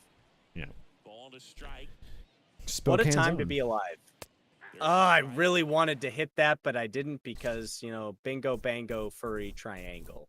Bingo, bango, furry, triangle. And a ba talk about the furry triangle. Whopper, whopper, whopper, whopper, whopper, whopper. That's off the wall. Bangs off the wall. Stanton into second, and he's got a double. His speed is egregious. Like, it's not good. Not a very rapid boy. Clemente. This guy is one of the best athletes. What in the doesn't kill you makes you stronger. His name is Giancarlo. third. Doesn't mean I'm lonely when I'm alone. I should have sent him to third, but I didn't. But here we are. Stanton stands at second with 2 gone. What doesn't... Bet. Ah! 1 and 2. That was a good Well, pitch. that's today's style I of just didn't baseball catch up right with it. there, right? Big time velo on the bump and big time pop at the plate. Nah, Next but I one didn't want that misses. one. 2 and 2. Man on second, 2 down. Runner takes off. Swing And miss. swing and a miss. Good job. You did it. Tough pitch to hit. I would like to change my pitcher, please. I don't know why it's not letting me change my pitcher, but okay, good. Yordan Alvarez. Alvarez. Now pitching. Joe Nathan. The wind of the Oh, pitch. you're done. Fouls one Oh. off. 2 and 2.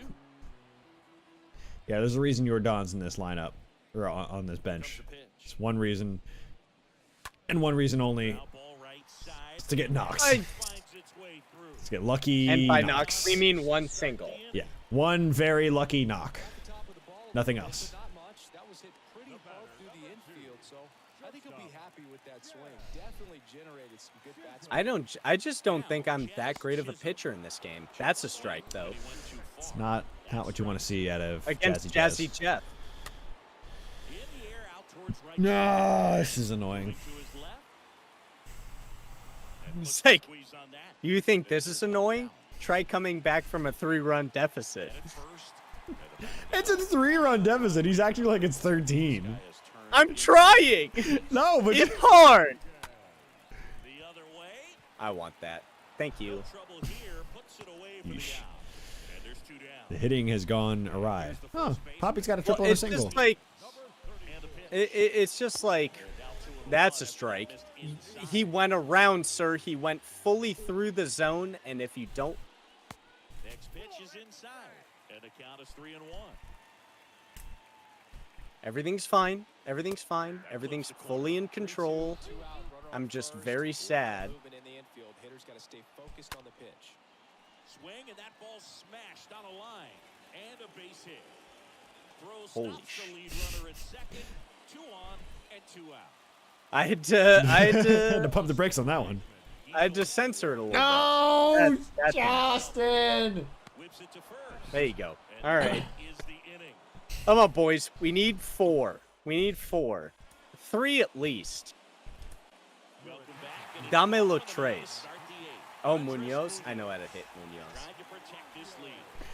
You mean Seattle Mariner Andres Munoz? Hander out, but he's in position to face a couple of lefties I think in. the greatest thing was He's in for a strike. Well, it's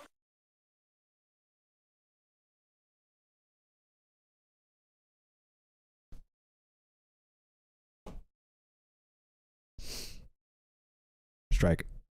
critical right here that they No, bear down it's and turn not. some By your quality standards, at-bats, it's try to literally chip away not. at that lead, because if it gets in the ninth, that closer's coming in. And that one is lifted in the air. But that's going to be caught, so... 1 away. Man, he had that. Whew. And now the first baseman, Jim Thome. All right, Jimmy. What do you say? Please give me 1 run. I'm a little sad. I hoped I would have done a little bit better than this. Foul back our way, and that's out of play. Kicks and deals. No, And now 2 and 2. I don't want it. The right guy at the right spot. Please They do not really give need it to to me. rally, and this guy is I'm a someone you good can boy. believe in to find a He's a way good to boy. win this. Ooh. There you go. That's up the middle. Took off Munoz's head in the process. It might have. It Yeah. just might have. It was in that territory. He looks locked in. Fastball pretty much middle, and that's what you fall asleep dreaming about as a hitter. So no surprise he put a great swing on it. If that was called the strike, I would have rioted. Like, fully rioted in the streets. Giving it a little Soto shuffle. Yeah, but that wasn't even. Okay. Yeah, it's a strike. 2-2 down. And a foul Ah. ball stays alive. Not quite.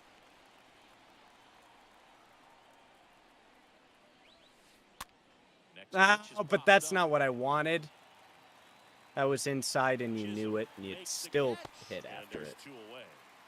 Unlucky.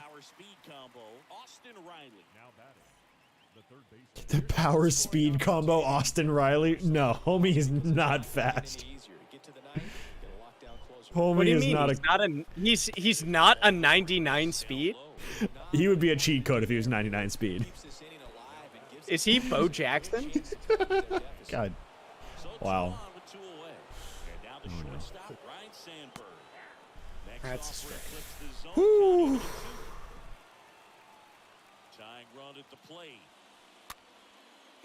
You knew you shouldn't have taken that pitch, and you did it anyway because you suck. Gladly take Dang that. it. 10 hits across the board, and I just can't get him across the plate.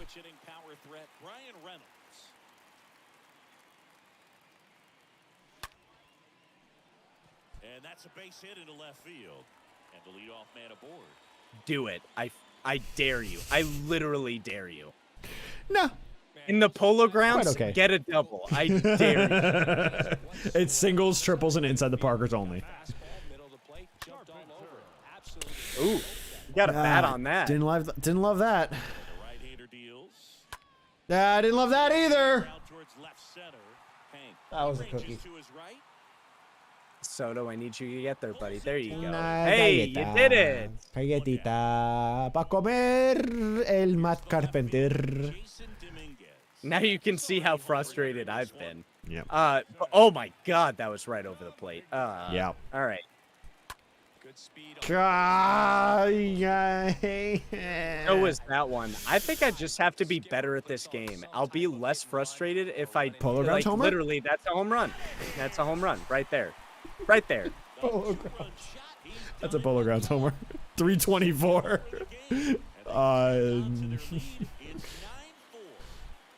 I'm just so sad at all times. That's a cookie. I didn't even put it anywhere near there. Oh man. Why did you pitch it there? You're in the major leagues. Please do my bidding. Yeah.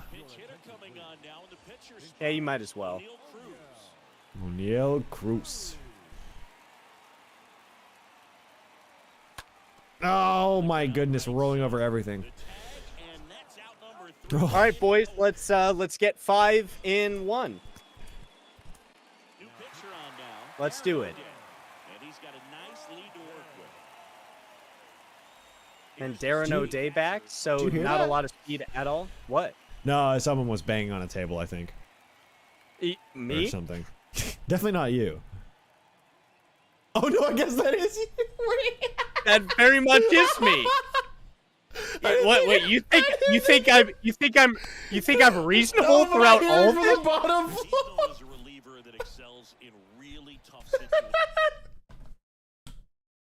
You understand, I have a wooden bat up here that I've been using to diffuse the obvious unnecessary emotional connotations that I have from losing. That is my life right now. Oh, and I've accepted it. It's fine. But look, is it painful? You bet your darn tootin' it is. You bet your tootin'. Oh, I wanted that. All right. Their stuff is better than that guy standing in the batter's box. What his swing, what his ability is. That was a cookie. That's a hit. Which sucks is I only play small ball. I never play Lingus Dingus. Just the big boy Daddy Ding Dong gang. Daddy Ding Dong I gang. used to be good at that game. In 21, I would be able to play Daddy Ding Dong Gang, but as of right now, I'm going to pound my fist against a desk because I'm just so upset at my own performance. Not even at the game. Ralphie boy. And it's 3-2. That's not fun. Swing and a miss. And he's down on Hate strikes. that. And that's All right. the first out. Keep it going. And now the right fielder, Roberto Clemente. There goes the runner. Squeeze attempt misses. Safe at second, and that was not close. I'd take mental away the approach double play. is a I'll big take that. factor too, isn't it? Yeah, Boog, it is. And, for each guy From, to be like, able to a lift, game some mechanic people consciously situations, work that on sucks. focusing, slowing Yeah, things not down, great. breathing techniques, and then there's some players that are just natural. Runner on the go again. Lifted in the air, right center field. Reynolds coming on. Yeah. No trouble here. Puts it Not away gonna win it. now. Out It's all right. number 2. A lot of times with relievers, they just like to get amped up, and they're not really Hoping to looking put up a try and little slow it bit down, more of a right? fight, but here we Here's the are. pitch. Runner breaks for third. Oh, 1 and 2. really Just wanted it. acting like you used to. Yeah, kind of same, just like that, yeah. And a swing and a miss, and that is the ball game. Darren O'Day. Season ticket holder, you just come to a couple of games a year to see your team What a win. career. Chapman, for God's sake, you couldn't hold out 2 runs. It's like 2017 all over again. Like, I'm not gonna blame myself in any situation, even though I am literally the one controlling the players what to do. I won't take any blame for it because Nor should you. How could you miss that? No. How could you miss any of the walks you had? Well, nor should you take any of the blame for that. I'm just still so sad. I don't think you should personally. That's just me. Yeah, But- that's fair enough. I will say the Matt Carpenter home run, I just saw the replay of it, and that was fair by inches. Yep. Inches. And just We've had lots of long balls tonight, though, so I'm not too worried about it. some of them maybe Polo Grounds homers, but we have some material for our marketing efforts, spearheaded by your boy, that guy. I think that I Reese just guy. have to be him. He did it. He's doing all of it. I just have to be acclimated to the fact that I can lose, and Jesus. no, it sucks because you are better than me at this game, and it's tough for me to get the wins out of it. But when we do, it's a fun time. Well, no. This time, though, not so much. I've also consumed. Here, can you vamp for a second? I gotta pee like a racehorse. Yeah, no, but, I will nail this point home for our viewers and really want to get this point home. I got so lucky, A, today in a lot of cases, and also B, Reese has had more than me to drink, and C, he's won like the last 4 games in a row at least. I mean, someone can go in the archives and correct me, but Reese has won. I don't think I've won a single. I think this is the first time I've won since we both moved to the same place. So that's kind of where we're at with the whole Brews and Baseball thing and all this. Folks, I will say though, we are beyond thrilled with the direction we're going with Brews and Baseball. Beyond the game component, there's just the podcasting-ish, whatever you want to call it, the podcast component to it, the talk show component, where we actually get to talk baseball and not just be bogged down in playing this game. So there's something more interactive, something for you to be able to check out. Hopefully you've enjoyed that. Again, if you haven't been able to do so, go and check it out on Spotify. Just search Brews and Baseball, and it's all right there for you. We are really excited to do more of these and to really get into these in the next few weeks and months leading up to the season. Pitchers and catchers report later this month, so actually in a couple of weeks. So we are very excited for that. Baseball is right around the corner, and we cannot wait for some of the stuff we have in store for 2023 for you all. Really, I will wait for Reese to get back to do a final thank you to everyone for joining us tonight. But really, we do appreciate all the support for everything we do. Again, I want to give a huge shout out to Reese for putting together all of the materials. We really would not have this arsenal of material to market the show if it was not for Reese putting in all of the hours editing. I mean, I don't think people understand how hard this guy works at putting this stuff together. I feel like my job is much easier when it comes to producing the show and putting and making sure all the pieces are working when I know that we have some really good materials. So it's just giving Reese stuff to work with. So really thank you all for the support, for all of the materials, all the marketing that we do, all the promotions. And if you really enjoyed this, please be sure to drop a follow on all of our socials here on the YouTube channel. Be sure to subscribe. Follow the podcast as well, all the good stuff. We really are excited for what we have in store this year. And Reese, I was just telling the audience about what we have planned for this year and where we've come and how much work we put into it, how much work you have put into it. So again, a big thank you for all of the hard work that you do in addition to your day job. It does not go unnoticed or unappreciated. I promise you that much. Well, I appreciate that, brother. And the least that I can do is get too emotionally invested into a fake video game and not winning all of the time. It's a sad day just for me. No, honestly, it's a great opportunity to just create things that, no other higher up has to answer to. I get to do what I want, and it helps spreads the word about what we do. And look, I know I get emotional during the show and during the games. I get frustrated at myself because I demand perfection out of myself at all times, which is definitely a concrete thing to have for yourself throughout life, and won't cause you pain at all. But hey, listen, I tried my best out there. We have a lot of great content out there, not only out there but planned for you guys that I think you'll be very excited about. Yeah, a lot of really good stuff cooking, and I'm excited for you all to see it in the next few weeks as we get to closer and closer to spring training, number one, but also just closer and closer to the season, which kicks off on March 30th this year. So we are right around the corner. Spring training is just upon us in the next couple of weeks. Pitchers and catchers reporting. We've got our podcast up and running again.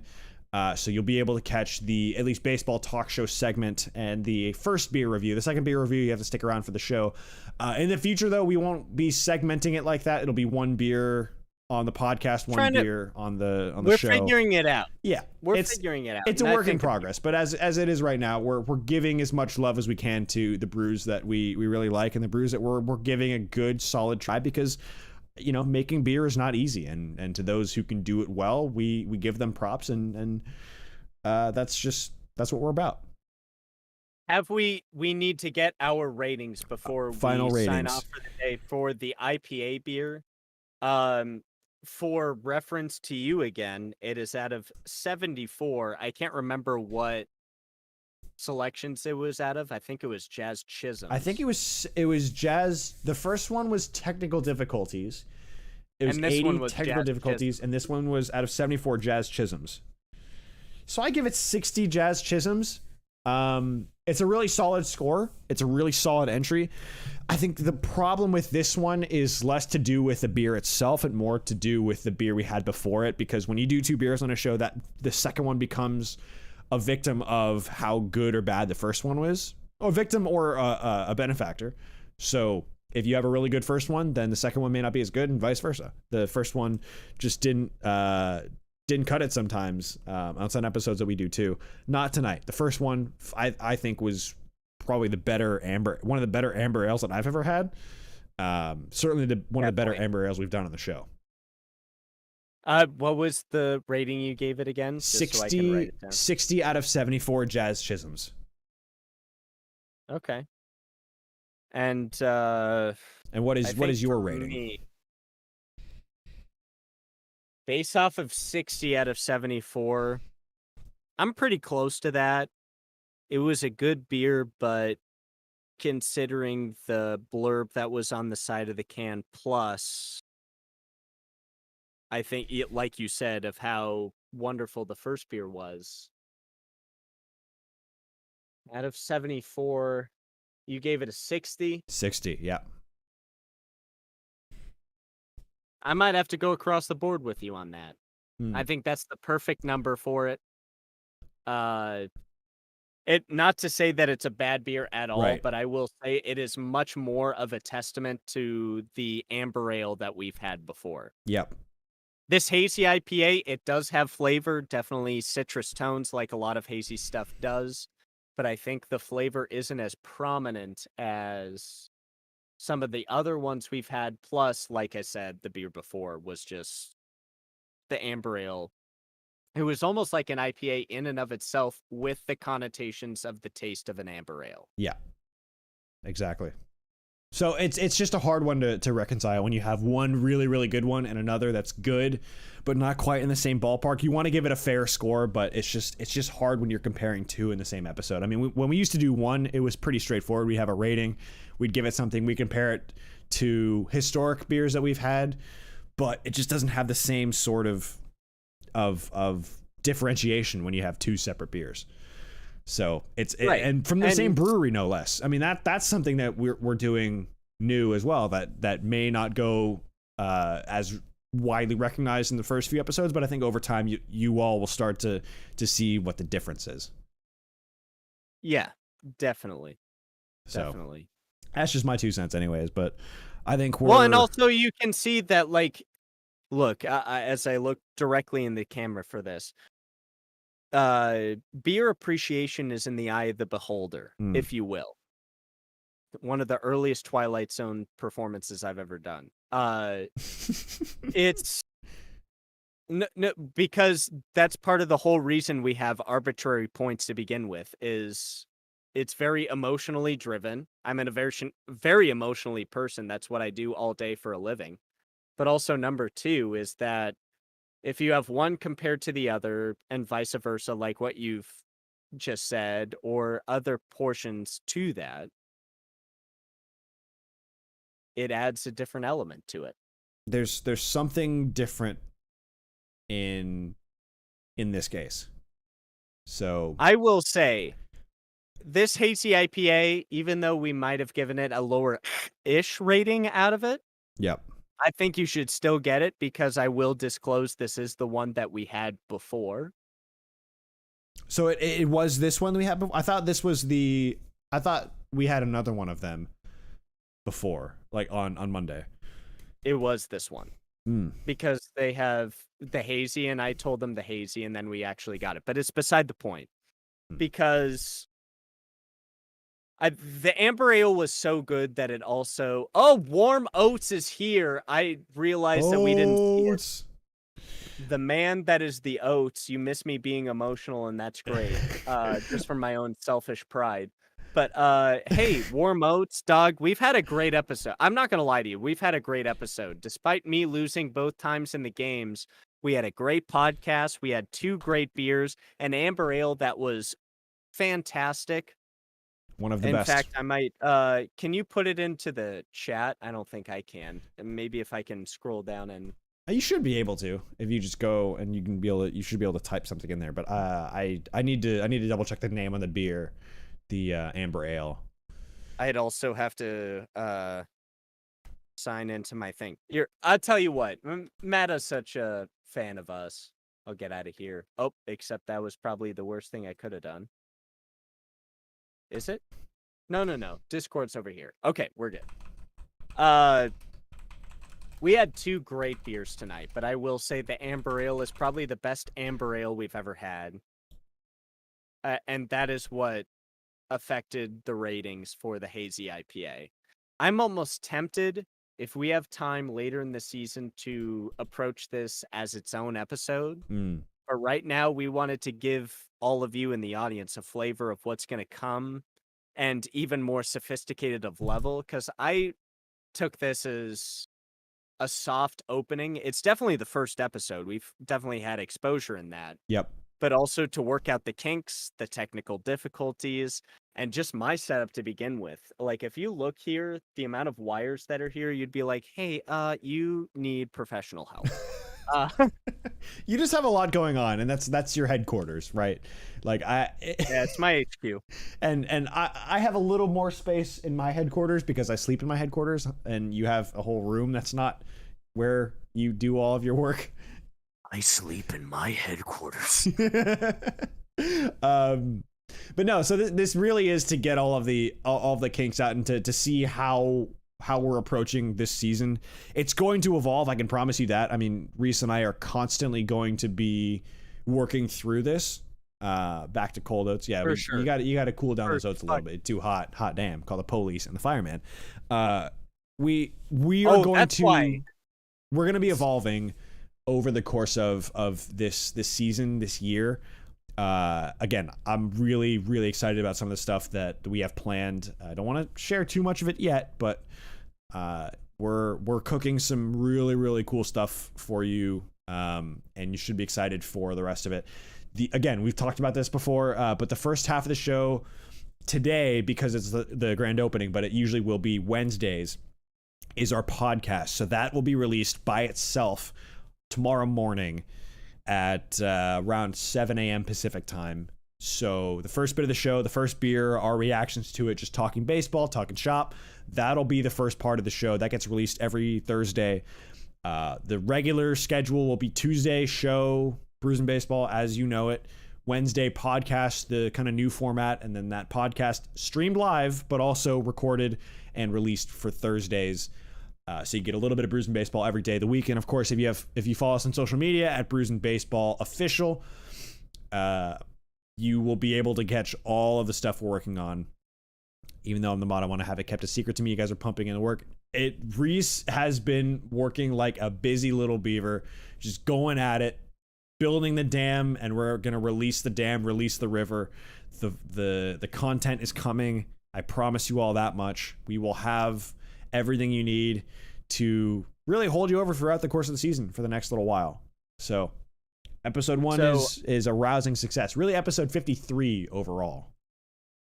Episode 53 overall, there's a lot of stuff going on, and I'll be honest with you, it's a lot of fun to... Oh, when I stare at the camera, it's scary.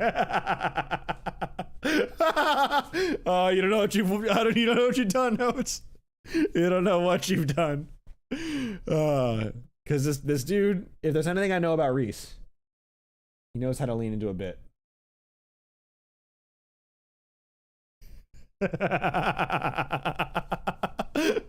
Imagine living with.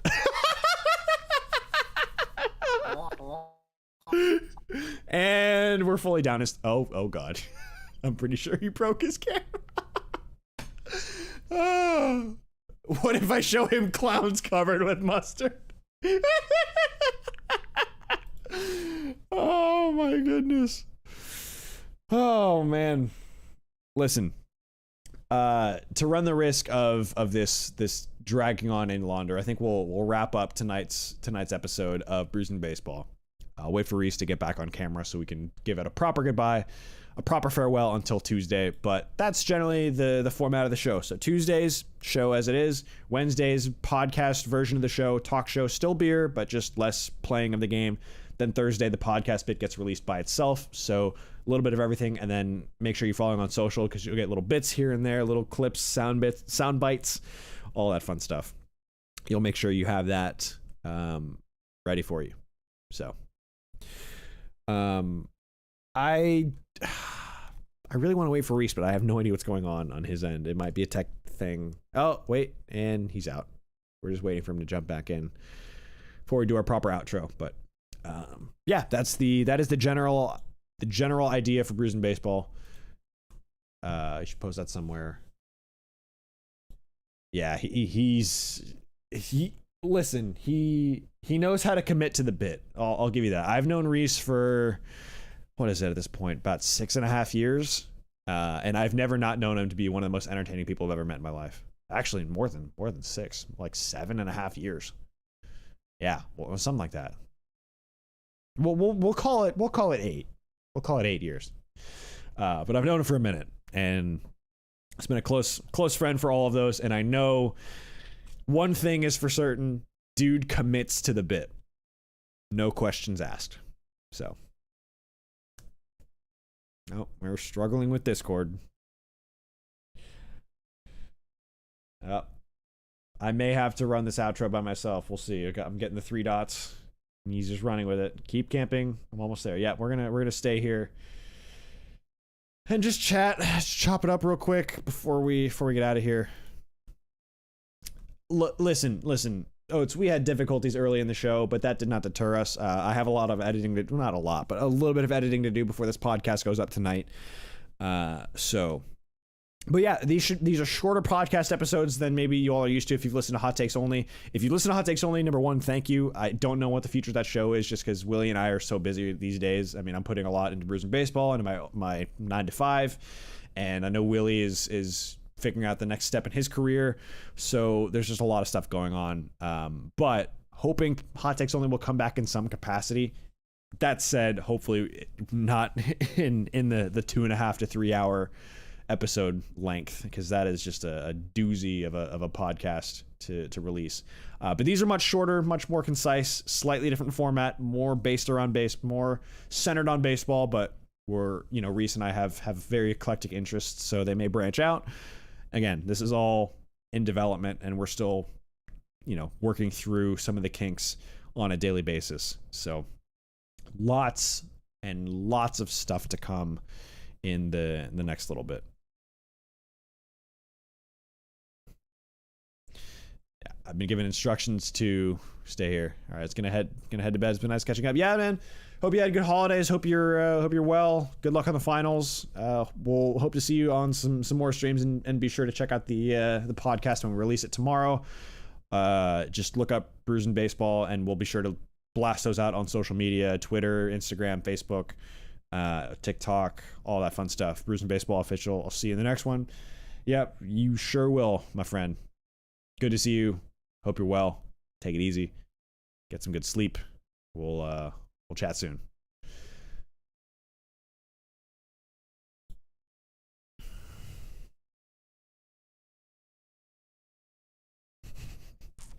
Oh, this is just.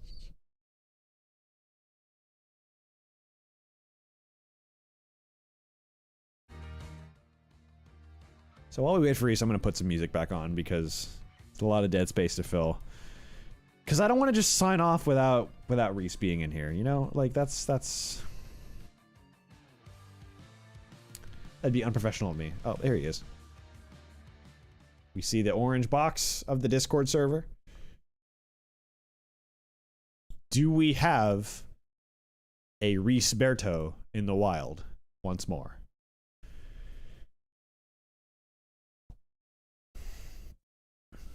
Let's see. Let's see if we're going to get Reese Berto.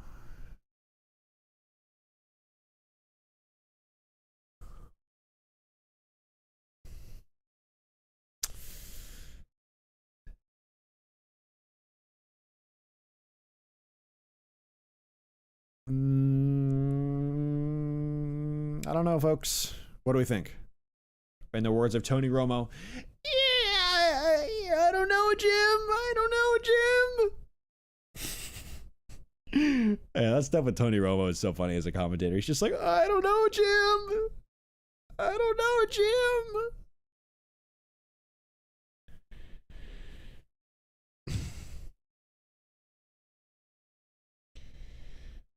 All right.